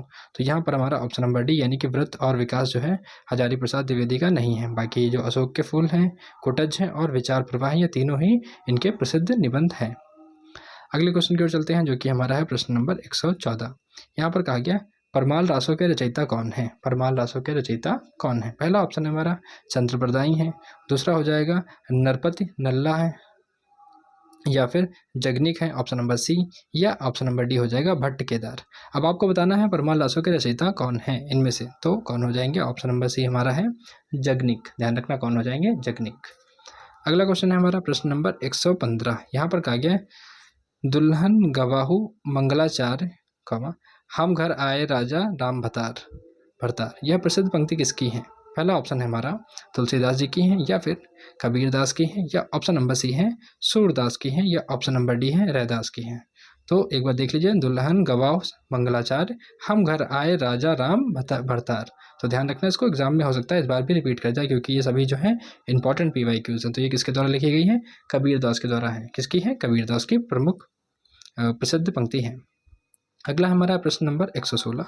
यहाँ पर कहा गया मृगवती निम्नलिखित में से किसकी रचना है। पहला ऑप्शन है हमारा उस्मान की है, दूसरा है मंझन की है, या फिर ऑप्शन नंबर सी हो जाएगा कुतुबुन की है, या ऑप्शन नंबर डी हो जाएगा मालिक मोहम्मद जायसी की है। आपको बताना है मृगवती निम्नलिखित में से किसकी रचना है। तो मृगवती जो है कुतुबुन की रचना है, ध्यान रखना इसको, कुतुबुन की रचना है। अगला हमारा प्रश्न नंबर 117। निम्नलिखित में से शुद्ध वर्तनी वाले शब्द का चयन कीजिए। पहला ऑप्शन है हमारा अंतर्राष्ट्रीय। क्या अंतर्राष्ट्रीय ऐसा लिखा जाएगा, या फिर अंतर्राष्ट्रीय, या फिर अंतर्राष्ट्रीय इस तरीके से लिखा जाएगा, या अंतर्राष्ट्रीय। आप देख सकते हैं यहाँ पर आपको बताना है इसमें चारों में से अंतर्राष्ट्रीय सही शब्द कौन सा है, मतलब सही तरीके से कौन सा लिखा गया है। तो यहाँ पर हमारा ऑप्शन नंबर बी बिल्कुल सही हो जाएगा, जो कि सही तरीके से लिखा गया है, बाकी जो है गलत हो जाएंगे। अगला क्वेश्चन है हमारा प्रश्न नंबर 118।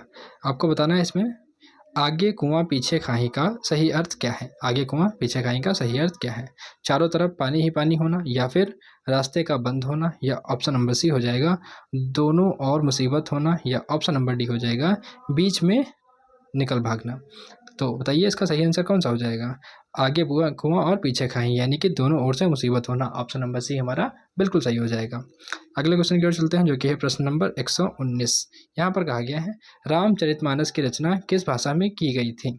अवधी भाषा में की गई थी, या फिर ब्रज भाषा में की गई थी, या खड़ी बोली में की गई थी, या फिर ऑप्शन नंबर डी हमारा हो जाएगा भोजपुरी में की गई थी।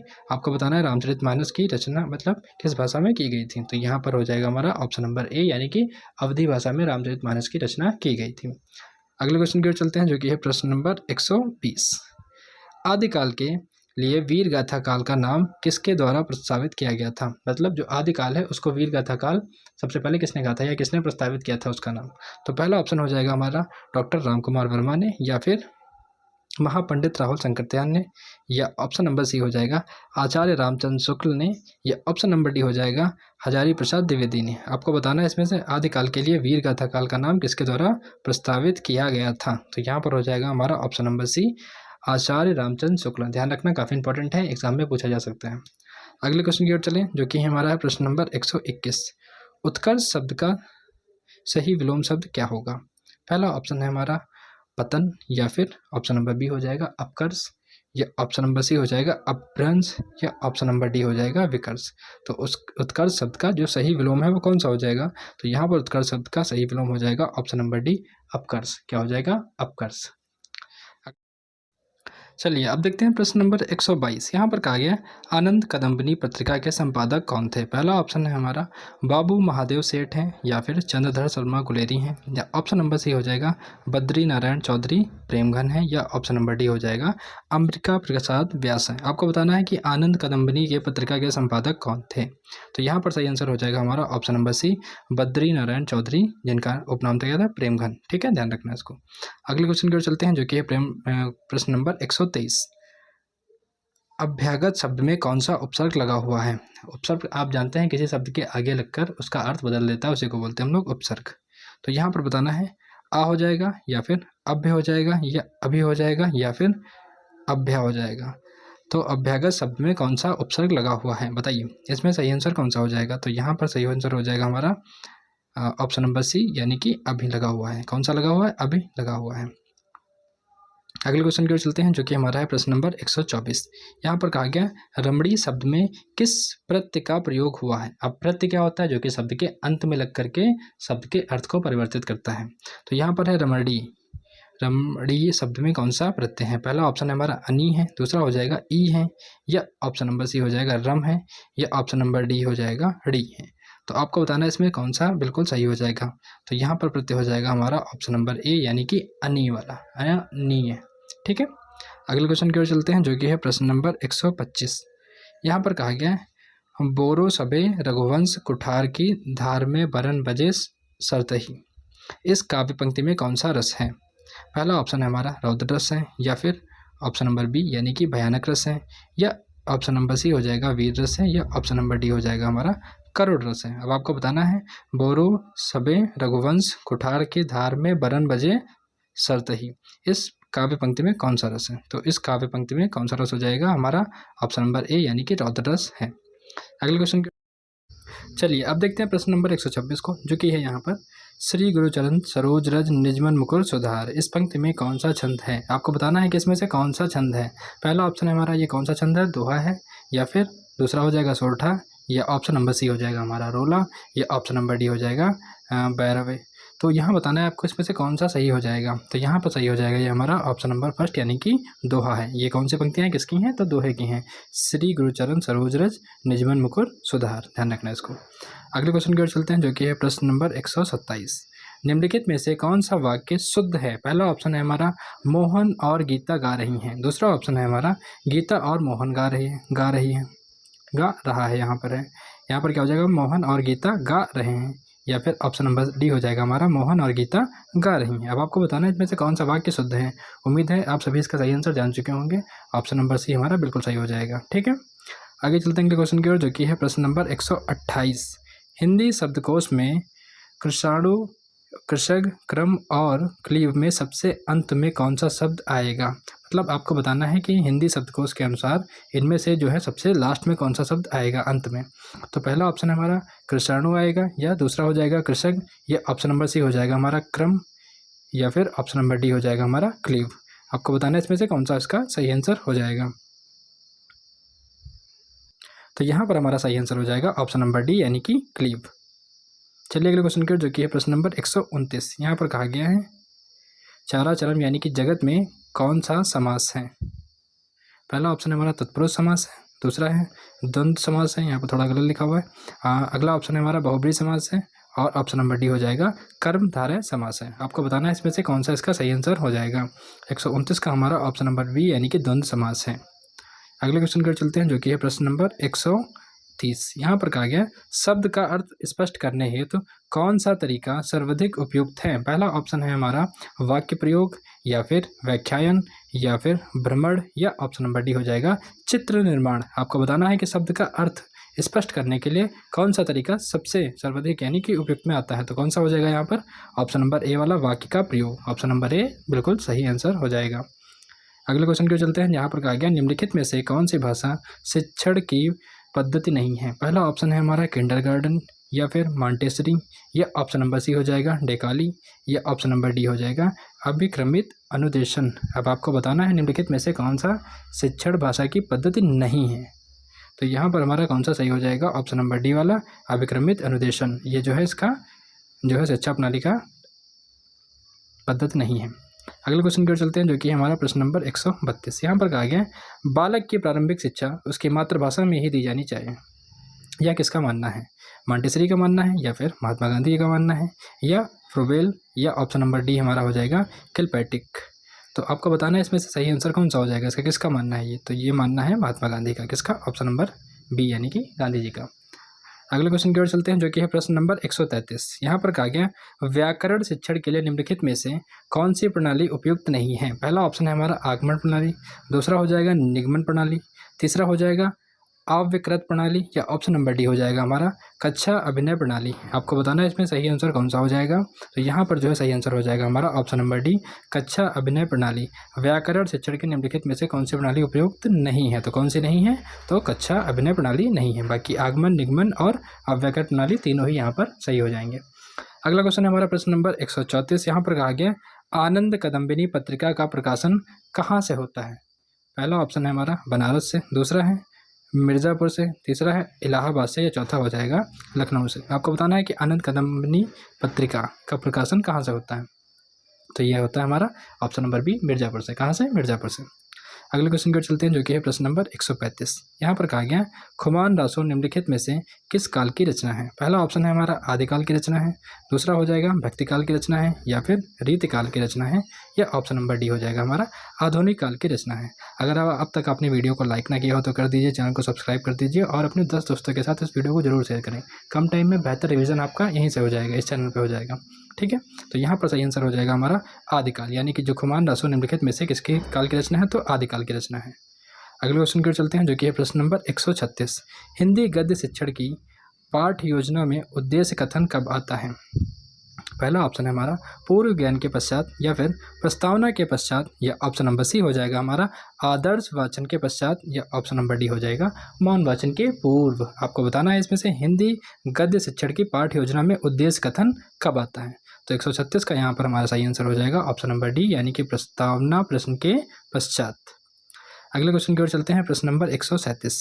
चिंतामणि निम्नलिखित में से किसका निबंध संग्रह है। चिंतामणि निम्नलिखित में से किसका निबंध संग्रह है। पहला ऑप्शन है हमारा बालकृष्ण भट्ट, दूसरा ऑप्शन हो जाएगा हजारी प्रसाद द्विवेदी, ऑप्शन नंबर सी हो जाएगा आचार्य रामचंद्र शुक्ल, और ऑप्शन नंबर डी हो जाएगा श्याम सुंदर दास। आपको बताना है कि निम्नलिखित यह चिंतामणि निम्नलिखित में से किसका निबंध संग्रह है। तो यहाँ पर सही आंसर होगा ऑप्शन नंबर सी, यानी कि आचार्य रामचंद्र शुक्ल का। अगले क्वेश्चन की ओर चलते हैं, जो कि हमारा है प्रश्न नंबर 138। यहाँ पर कहा गया रामधारी सिंह दिनकर को उर्वशी के लिए किस वर्ष ज्ञानपीठ पुरस्कार प्रदान किया गया था। पहला ऑप्शन है हमारा 1971 में, या फिर 72 में, या फिर 73 में, या 74 में। अब रामधारी सिंह दिनकर को सबसे पहली बात ध्यान रखना है आपको, किसके लिए पुरस्कार दिया गया, उर्वशी के लिए। और कौन सा पुरस्कार था, ज्ञानपीठ पुरस्कार था। अब कब दिया गया था, ये हो जाएगा हमारा ऑप्शन नंबर बी, यानी कि 1972 में। ध्यान रखना किसमें, 1972 में। अगला क्वेश्चन है हमारा प्रश्न नंबर 139। यहाँ पर कहा गया है निरामिष शब्द का अर्थ क्या है।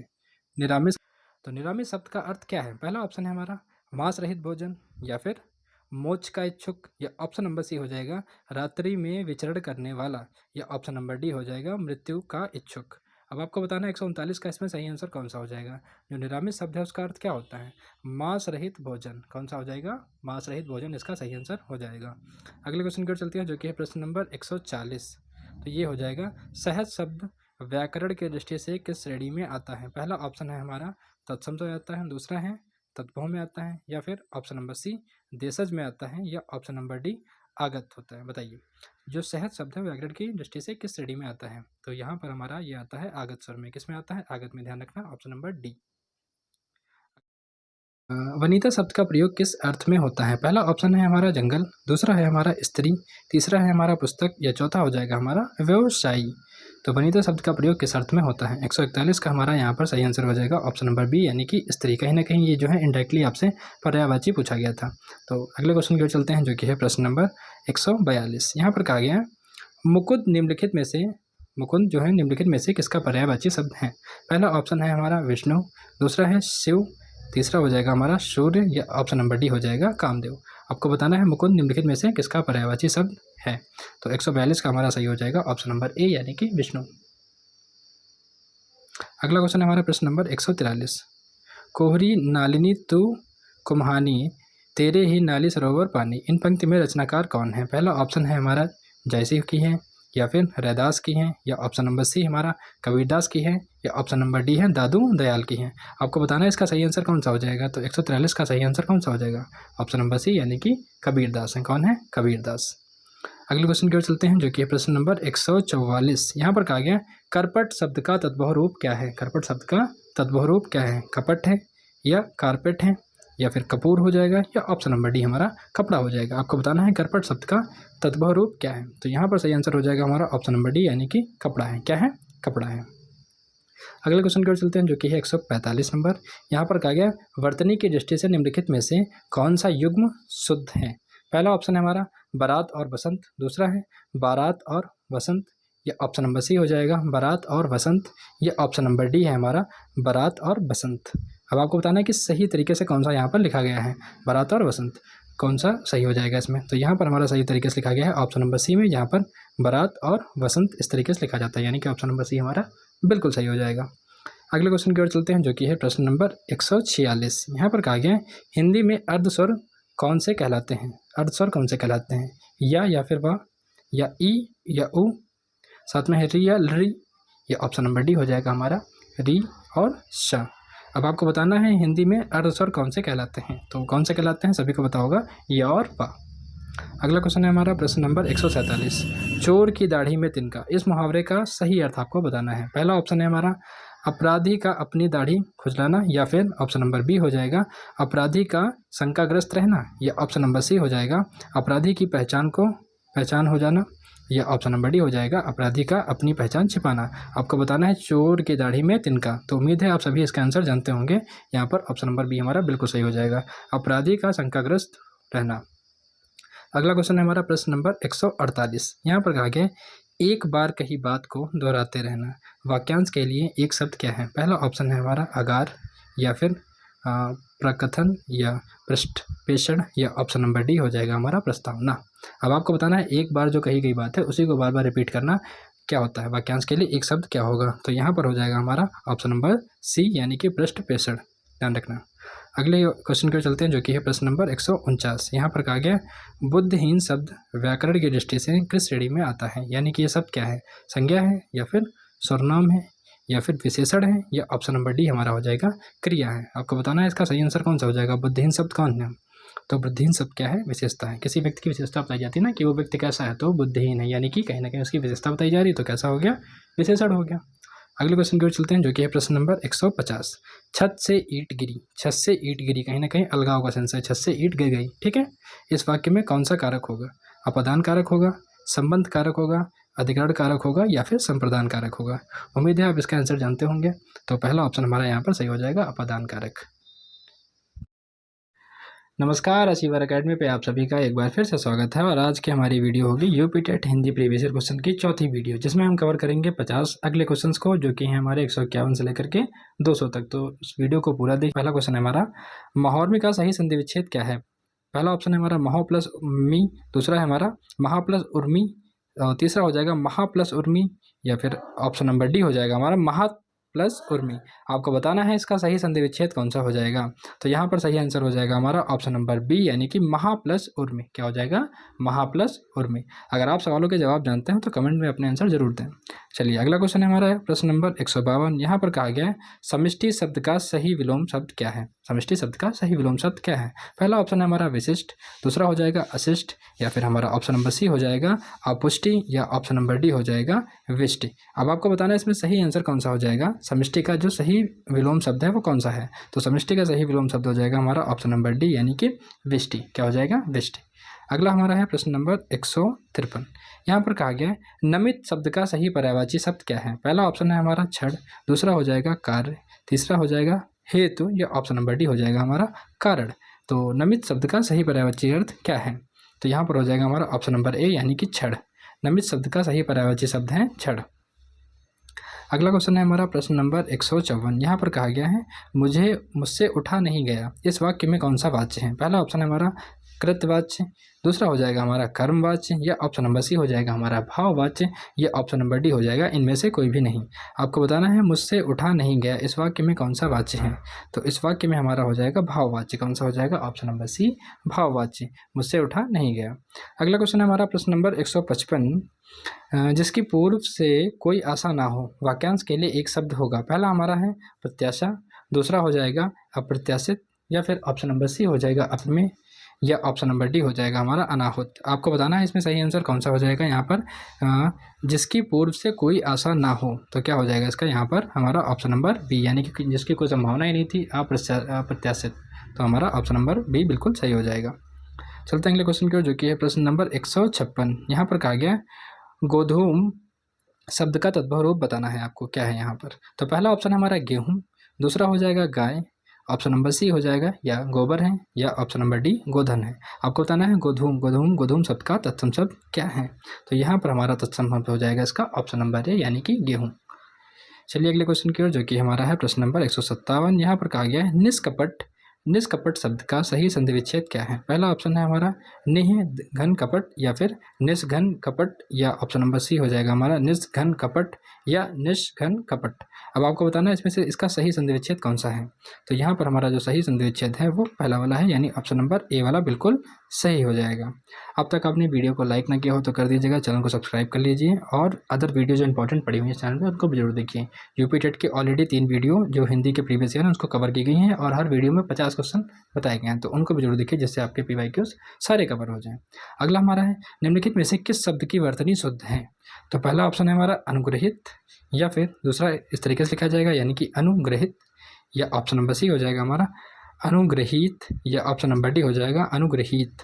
तो आपको बताना है 158 में कौन सा इसका बिल्कुल सही आंसर हो जाएगा। तो यहाँ पर हमारा ऑप्शन नंबर बी वाला जो अनुग्रहित इस तरीके से सही तरीके लिखा जाएगा। अगला हमारा है प्रश्न नंबर 159। यहाँ पर देखिए अपेक्षा का विशेषण रूप निम्न में से क्या है? निम्नलिखित में से क्या है? पहला ऑप्शन है हमारा सापेक्ष, या फिर उपेक्षा, या ऑप्शन नंबर सी हमारा है अपेक्षित, या ऑप्शन नंबर डी हो जाएगा यहाँ पर निरपेक्ष। आपको बताना है कि अपेक्षा का विशेषण रूप इनमें से कौन सा है, निम्नलिखित में से कौन सा है? तो यहाँ पर इसका सही आंसर हो जाएगा हमारा ऑप्शन नंबर सी वाला, यानी कि अपेक्षित। क्या हो जाएगा? ऑप्शन नंबर सी वाला। आप लोग भी कमेंट में अपने आंसर देते रहिए अगर आपको आता है, तो इससे आपका जो है टेस्ट हो जाएगा। अगला हमारा है प्रश्न नंबर 160। यहाँ पर कहा गया श ध्वनि का उच्चारण स्थान क्या है? पहला ऑप्शन है हमारा दंत है, दूसरा हो जाएगा मूर्धा है, या फिर ऑप्शन नंबर सी हो जाएगा तालु है, या ऑप्शन नंबर डी हो जाएगा दंतालु है। अब आपको बताना है श ध्वनि का उच्चारण स्थान क्या है? तो यहाँ पर हो जाएगा हमारा ऑप्शन नंबर सी, यानी कि तालु। जो स शब्द है उसका उच्चारण स्थान क्या है? तालु है।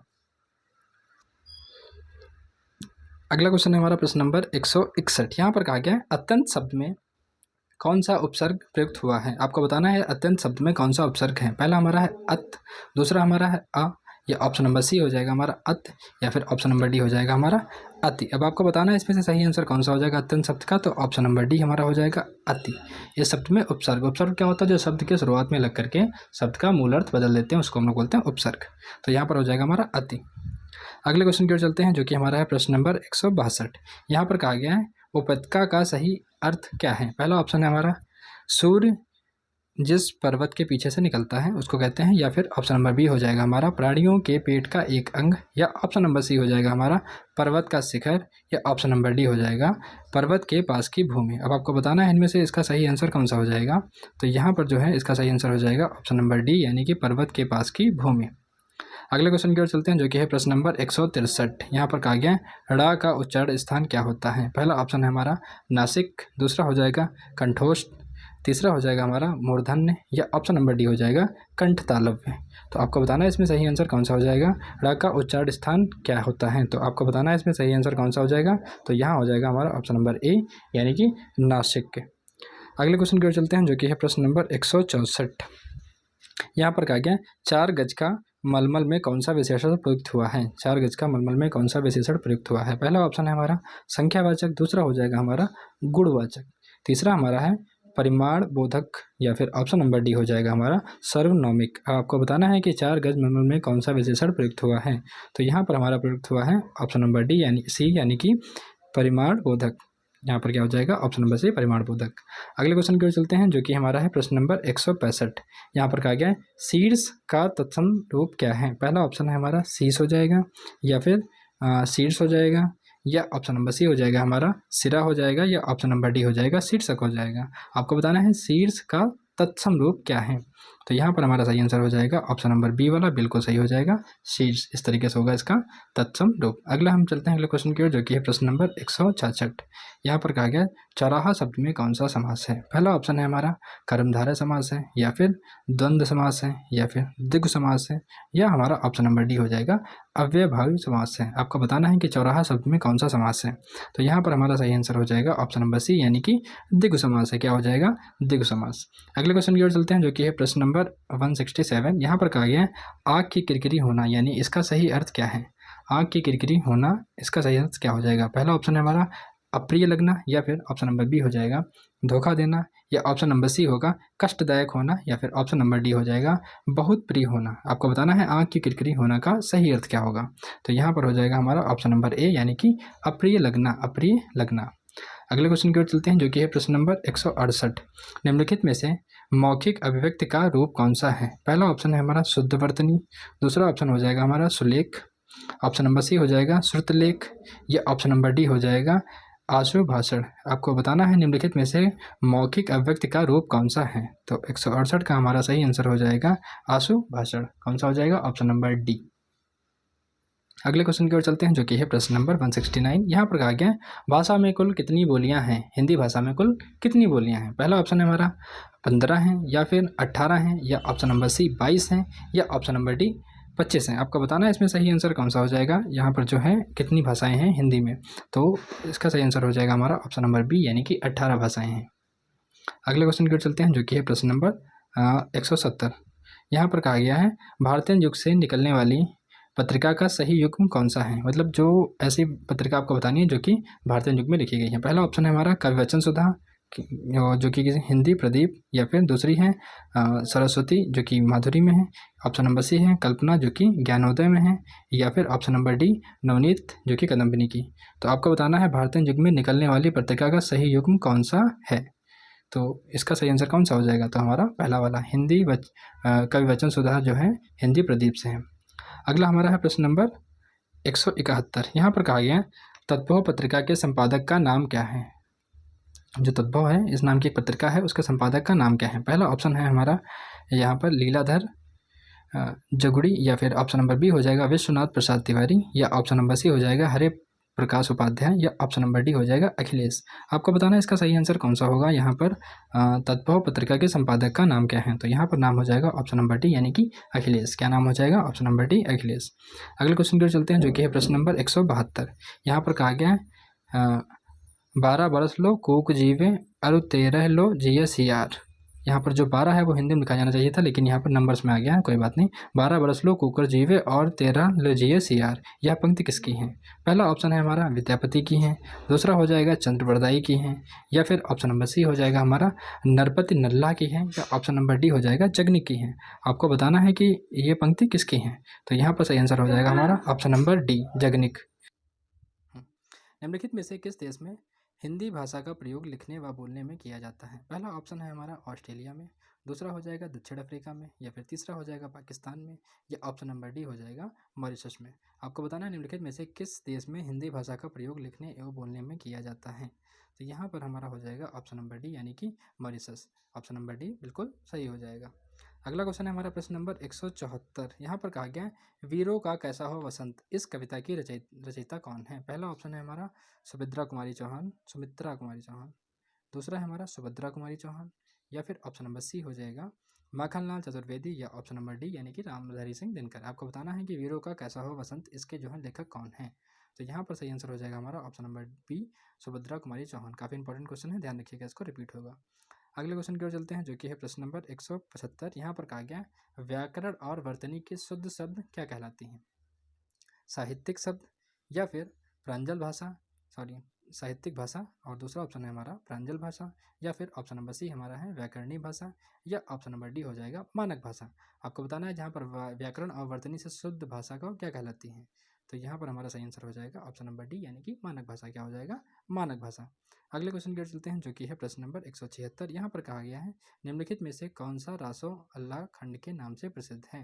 पहला ऑप्शन है हमारा पृथ्वीराज रासो, दूसरा हो जाएगा खुमार रासो, तीसरा हो जाएगा हमारा परमाल रासो, या ऑप्शन नंबर डी हो जाएगा बीसलदेव रासो। आपको बताना है इसमें से कौन सा इसका सही आंसर होगा। तो यहाँ पर हमारा सही हो जाएगा परमाल रासो, यानी कि ऑप्शन नंबर सी हमारा बिल्कुल सही हो जाएगा। अगले क्वेश्चन की ओर चलते हैं जो कि कहा गया है महावीर स्वामी का जन्म कहाँ हुआ था। महावीर स्वामी का जन्म कहाँ हुआ था। तो पावापुरी, ऑप्शन नंबर बी हमारा हो जाएगा वैशाली, या फिर ऑप्शन नंबर सी हो जाएगा कुशीनगर, या ऑप्शन नंबर डी हो जाएगा हमारा पारसोली। इस क्वेश्चन का आंसर हम आप पे छोड़ते हैं क्योंकि काफ़ी फेमस क्वेश्चन है महावीर स्वामी का जन्म, और जो लोग भी जीएस की तैयारी थोड़ा अभी पढ़े होंगे उनको पता होगा। तो कमेंट सेक्शन में इसका आंसर आप लोग जरूर बताएं। अगले क्वेश्चन की ओर चलते हैं प्रश्न नंबर 178। यहाँ पर कहा गया स्वच्छंद शब्द में कौन सी संधि है। पहला ऑप्शन है हमारा विसर्ग संधि है, दूसरा हमारा है दीर्घ संधि है, या फिर ऑप्शन नंबर सी हो जाएगा हमारा गुण संधि है, या फिर ऑप्शन नंबर डी हो जाएगा हमारा व्यंजन संधि है। आपको बताना है कि स्वच्छंद शब्द में कौन सी संधि है। तो यहाँ पर हमारा जो हो जाएगा बिल्कुल सही आंसर होगा ऑप्शन नंबर डी वाला, यानी कि व्यंजन संधि। चलिए अब देखते हैं प्रश्न नंबर 179। यहाँ पर कहा गया है महात्मा बुद्ध ने जब बुद्धत्व प्राप्त किया तब उनकी अवस्था कितनी थी। पहला ऑप्शन है हमारा 12 वर्ष थी, दूसरा है हमारा 35 वर्ष थी, तीसरा है हमारा 45 वर्ष थी, या ऑप्शन नंबर डी हमारा है 80 वर्ष थी। आपको बताना है इसमें सही आंसर कौन सा हो जाएगा। महात्मा बुद्ध ने जब बुद्धत्व प्राप्त किया तब उनकी अवस्था कितनी थी। तो उनकी अवस्था कितनी थी, 35 वर्ष थी। कितनी थी, ऑप्शन नंबर बी हो जाएगा हमारा 35 वर्ष थी। अगला हमारा प्रश्न नंबर 180। यहाँ पर कहा गया श्रुति धर्म का अर्थ है। पहला हमारा है जैन धर्म का है, या फिर बौद्ध धर्म का है, या फिर इस्लाम धर्म का यानी कि मुस्लिम धर्म का है, या ऑप्शन नंबर डी हमारा वैदिक धर्म का है। आपको बताना है इसमें सही आंसर कौन सा हो जाएगा यहाँ पर। तो यहाँ सही आंसर हो जाएगा हमारा ऑप्शन नंबर डी यानी कि वैदिक धर्म। चलते हैं अगले क्वेश्चन की ओर जो कि है प्रश्न नंबर 181। यहाँ पर कहा गया है प्रागैतिहासिक शब्द में किस उपसर्ग का प्रयोग हुआ है। पहला ऑप्शन है हमारा प्रा, दूसरा है प्राक, या ऑप्शन नंबर सी है प्राग, या ऑप्शन नंबर सी है प्रय। तो आपको बताना है इसमें सही आंसर कौन सा हो जाएगा। तो यहाँ पर सही आंसर हो जाएगा हमारा ऑप्शन नंबर डी यानी कि प्राग। यहाँ पर जो है उपसर्ग का प्रयोग किया गया है। अगला क्वेश्चन है हमारा प्रश्न नंबर 182। यहाँ पर कहा गया तुलसीदास निम्नलिखित में से किसकी कविता है। तुलसीदास जो है किसकी कविता है। पहला ऑप्शन है हमारा मुक्तिबोध की है, दूसरा है अज्ञे की है, या फिर option number C Harivansh Rai Bachchan की है, या फिर option number D Suryakant Tripathi Nirala की है। आपको बताना है कि तुलसी नाम की रचना किसके द्वारा लिखी गई है। तो ये लिखी गई है ऑप्शन नंबर डी यानी कि सूर्यकांत त्रिपाठी निराला के द्वारा। अगले क्वेश्चन की ओर चलते हैं जो कि प्रश्न नंबर 183। यहाँ पर कहा गया बहिष्कार शब्द का सही संधि विच्छेद क्या है। पहला ऑप्शन है हमारा बहिघन कार, या फिर बहिर्घन कार, या ऑप्शन नंबर सी हो जाएगा हमारा बहिघन कार, या ऑप्शन नंबर डी हो जाएगा बहिष्घन कार। आपको बताना है बहिष्कार का सही संधि विच्छेद। तो सही संधि विच्छेद क्या हो जाएगा, ऑप्शन नंबर ए यानी कि बहिघन कार। चलते हैं अगले क्वेश्चन की ओर जो कि है प्रश्न नंबर 184। यहाँ पर कहा गया है वैदेही वनवास निम्नलिखित में से किसकी रचना है। पहला ऑप्शन है हमारा मैथिली शरण गुप्त, दूसरा हो जाएगा अयोध्या सिंह उपाध्याय हरिऔध, तीसरा हो जाएगा रामधरी सिंह दिनकर, या ऑप्शन नंबर डी हो जाएगा श्रीधर पाठक। वैदेही वनवास निम्नलिखित में से किसकी रचना है। तो वैदेही वनवास किसकी है, Ayodhya Singh Upadhyay Hariaudh. Option number B हमारा बिल्कुल सही हो जाएगा। चलते हैं अगले क्वेश्चन की ओर जो कि है क्वेश्चन नंबर 185। यहाँ पर कहा गया निम्नलिखित में से पुल्लिंग शब्द का चयन कीजिए। पहला ऑप्शन है हमारा पखावाज, या फिर दूसरा हो जाएगा पहिया, या फिर ऑप्शन नंबर सी हो जाएगा लिखावट, या ऑप्शन नंबर डी हो जाएगा मझधार। आपको बताना है कि इसमें से पुल्लिंग शब्द कौन सा है। तो यहाँ पर हमारा आंसर हो जाएगा ऑप्शन नंबर बी यानी कि पहिया शब्द जो है पुल्लिंग है। अगले क्वेश्चन की ओर चलते हैं जो कि है प्रश्न नंबर 186। यहाँ पर कहा गया संप्रेषण कला क्या नहीं है। पहला ऑप्शन है हमारा आत्मविश्वास, या फिर दूसरा हो जाएगा प्रभावशाली भाषा, ऑप्शन नंबर सी है अलंकरण, या ऑप्शन नंबर डी हो जाएगा विचारों की स्पष्टता। आपको बताना है इसमें सही आंसर कौन सा हो जाएगा। तो सही आंसर हो जाएगा हमारा अलंकरण यानी कि ऑप्शन नंबर सी वाला। अगला क्वेश्चन है प्रश्न नंबर 187। यहाँ पर कहा गया संप्रेषण कला का विकास किससे होता है। पहला ऑप्शन है हमारा अनायास से, या फिर अभ्यास से, या फिर ऑप्शन नंबर सी भाषण से, या ऑप्शन नंबर सी हो जाएगा विषय की अच्छी पकड़ से। आपको बताना है संप्रेषण कला का विकास किससे होता है। तो यहाँ पर हमारा सही आंसर हो जाएगा ऑप्शन नंबर बी यानी कि अभ्यास से होता है। अगला क्वेश्चन है हमारा प्रश्न नंबर 188। यहाँ पर कहा गया निम्नलिखित में से कौन सा संयुक्त व्यंजन नहीं है। आपको बताना है इनमें से कौन सा संयुक्त व्यंजन नहीं है। पहला ऑप्शन है हमारा त्र, या फिर छ, या फिर या फिर ज्ञा। अब आपको बताना है इसमें से कौन सा संयुक्त व्यंजन नहीं है। ध्यान रखना, जब भी नहीं वाले क्वेश्चन है वहाँ पर सर्कल कर लीजिए, अंडरलाइन कर लीजिए, जिससे आपकी गलती ना हो। तो यहाँ पर हमारा ऑप्शन नंबर सी वाला जो है संयुक्त व्यंजन नहीं है, बाकी ए, बी और सी वाले ऑप्शन तीनों ही संयुक्त व्यंजन में आते हैं। अगला क्वेश्चन है हमारा प्रश्न नंबर 189। यहाँ पर कहा गया है मृत्युंजय पद में कौन सा समास प्रयुक्त हुआ है। पहला ऑप्शन है हमारा द्विगु समास, दूसरा हो जाएगा कर्मधारय समास, या फिर ऑप्शन नंबर सी हो जाएगा बहुब्री समास, या ऑप्शन नंबर डी है हमारा द्वंद्व समास। आपको बताना है मृत्युंजय शब्द का कौन सा समास प्रयुक्त हुआ है। तो यहाँ हमारा हो जाएगा ऑप्शन नंबर सी यानी कि बहुब्री समास। अगला है हमारा प्रश्न नंबर 190। यहाँ पर कहा गया है अलंकार शब्द में किस उपसर्ग का प्रयोग हुआ है। अलंकार शब्द में किस उपसर्ग का प्रयोग किया है, उपसर्ग जो कि शब्द के आगे लगते हैं। तो यहाँ पर क्या हो जाएगा, पहला ऑप्शन हमारा अलन, या फिर अल, या फिर अल, या फिर अलम। आपको बताना है अलंकार शब्द का मतलब इसमें कौन सा उपसर्ग है, सही उपसर्ग कौन सा हो जाएगा। तो यहाँ पर सही उपसर्ग हो जाएगा हमारा ऑप्शन नंबर डी अलम, यानी डी वाला बिल्कुल सही हो जाएगा। अगले क्वेश्चन की ओर चलते हैं, जो कि है प्रश्न नंबर 191। यह पुस्तक किसकी है। यहाँ पर कहा गया यह पुस्तक किसकी है में यह शब्द जो है उसका पद परिचय क्या होगा। पहला ऑप्शन है सर्वनामिक विशेषण, ये एक वचन स्त्रीलिंग होगा, या फिर दूसरा हो जाएगा सर्वनाम होगा एक वचन स्त्रीलिंग, या फिर ऑप्शन नंबर सी हो जाएगा हमारा गुणवाचक विशेषण और एक वचन, या ऑप्शन नंबर डी इनमें से कोई भी नहीं, यानी कि उपयुक्त में से कोई नहीं। आपको बताना है यहाँ पर जो यह शब्द है यह पुस्तक किसकी है, यह कौन सा हो जाएगा, सर्वनामिक विशेषण एक वचन स्त्रीलिंग। ठीक है, ऑप्शन नंबर ए वाला हमारा बिल्कुल सही हो जाएगा। चलते हैं अगले क्वेश्चन की ओर, जो कि है प्रश्न नंबर 192। विशेषण शब्द का सही विलोम क्या है। पहला ऑप्शन है हमारा विवेचन, दूसरा हो जाएगा संश्लेषण, तीसरा है हमारा व्याख्या, या ऑप्शन नंबर डी हो जाएगा हमारा विभाजित। तो विशेषण शब्द का सही विलोम क्या है, आपको बताइए यहाँ पर कौन सा हो जाएगा। तो यहाँ पर हो जाएगा हमारा ऑप्शन नंबर बी यानी कि संश्लेषण, बिल्कुल सही हो जाएगा। अगला क्वेश्चन है हमारा प्रश्न नंबर 193। यहाँ पर कहा गया है जिनका उच्चारण ऊपर के दांतों पर जीभ लगने से होता है उन्हें क्या कहते हैं। ये हमारा वर्णमाला से आया हुआ क्वेश्चन है। यहाँ पर देखिए पहला ऑप्शन है हमारा कंठय, दूसरा है दंते, तीसरा हो जाएगा मूर्धन्य, या फिर चौथा हो जाएगा अनुनासिक। आपको बताना है कि जिनका उच्चारण ऊपर के दांतों पर जीभ लगने से होता है उन्हें क्या कहते हैं। तो यहाँ पर हमारा सही आंसर हो जाएगा ऑप्शन नंबर बी यानी कि दंत कहते हैं। अगला हमारा प्रश्न नंबर 194। निम्नलिखित में से कौन सा ऊष्म व्यंजन है। तो पहला ऑप्शन हो जाएगा हमारा श, श, स, या फिर दूसरा हो जाएगा अ, ब, श, या फिर तीसरा हो जाएगा हमारा च, छ, ज, या ऑप्शन नंबर डी या रा, ला। तो आपको बताना है इसमें से ऊष्म व्यंजन, कई बार एग्जाम में पूछा गया, कई एग्जामों में पूछा जाता है, काफ़ी इंपॉर्टेंट है। बताना है आपको यहाँ पर सही आंसर कौन सा हो जाएगा। तो यहाँ हो जाएगा हमारा ऑप्शन नंबर ए यानी कि श, श, श। अगले क्वेश्चन की ओर चलते हैं, जो कि प्रश्न नंबर 195 को। यहाँ पर कहा गया अत्यधिक शब्द का सही विलोम शब्द क्या है। पहला ऑप्शन है हमारा अत्यल्प, या फिर दूसरा हो जाएगा हमारा अत्यधिक, या ऑप्शन नंबर सी हो जाएगा अनधिगत, या ऑप्शन नंबर डी हो जाएगा हमारा अधीन। आपको बताना है अत्यधिक शब्द का विलोम शब्द। तो यहाँ पर हो जाएगा हमारा ऑप्शन नंबर सी बिल्कुल सही हो जाएगा, अनधिगत जो हमारा यहाँ पर सही हो जाएगा। अगला हमारा है 196। यहाँ पर कहा गया ऋतु शब्द का सही मतलब विलोम शब्द क्या है। इसमें से इसका ऋतु शब्द का विलोम बताना है आपको। यहाँ पर पहला ऑप्शन है हमारा अनरत, दूसरा हो जाएगा वक्र, या फिर ऑप्शन नंबर सी हो जाएगा विकीर्ण, या ऑप्शन नंबर डी हो जाएगा अनेक्य। तो आपको बताना है ऋतु का सही विलोम शब्द क्या है। तो यहाँ पर सही हो जाएगा हमारा ऑप्शन नंबर ए यानी कि अनरत। अगले क्वेश्चन की ओर चलते हैं, जो कि है प्रश्न नंबर 157। यहाँ पर कहा गया संकल्प शब्द में किस उपशब्द का प्रयोग किया गया है। तो पहला है सन, दूसरा हो जाएगा सम, या फिर स, या फिर शक्र। आपको बताना है संकल्प शब्द में उपसर्ग। तो यहाँ पर कौन सा उपसर्ग हो जाएगा, यहाँ पर हमारा ऑप्शन नंबर बी यानी कि सम बिल्कुल सही हो जाएगा। अगले क्वेश्चन की ओर चलते हैं, जो कि हमारा प्रश्न नंबर 198। मुझसे खड़ा भी नहीं हुआ जाता। इस वाक्य में आपको बताना है कौन सा वाच्य है। पहला ऑप्शन है हमारा भाववाच्य है, या फिर कृत्यवाच्य है, या फिर कर्मवाच्य है, या फिर कोई अन्य है। तो यहाँ पर क्या हो जाएगा, मुझसे खड़ा भी नहीं हुआ जा रहा है, कौन सा आ रहा है, भाव आ रहा है, यानी कि ऑप्शन नंबर ए हमारा बिल्कुल सही हो जाएगा। कौन सा हो जाएगा, भाववाच्य। अगला हमारा है प्रश्न नंबर 199। यहाँ पर कहा गया तद्भव शब्द तथा और उसके तत्सम शब्द कौन सा मेल बिल्कुल यहाँ पर गलत है। मतलब आपको गलत बताना है। चार ऑप्शन दिए गए हैं। पहला है हमारा लुनाई का हो जाएगा लवडेता, बी हो जाएगा लौंग तो हो जाएगा लवंग, ऑप्शन नंबर सी हो जाएगा आत यानी कि अत्र, या ऑप्शन नंबर डी हो जाएगा आयुष या आदेश।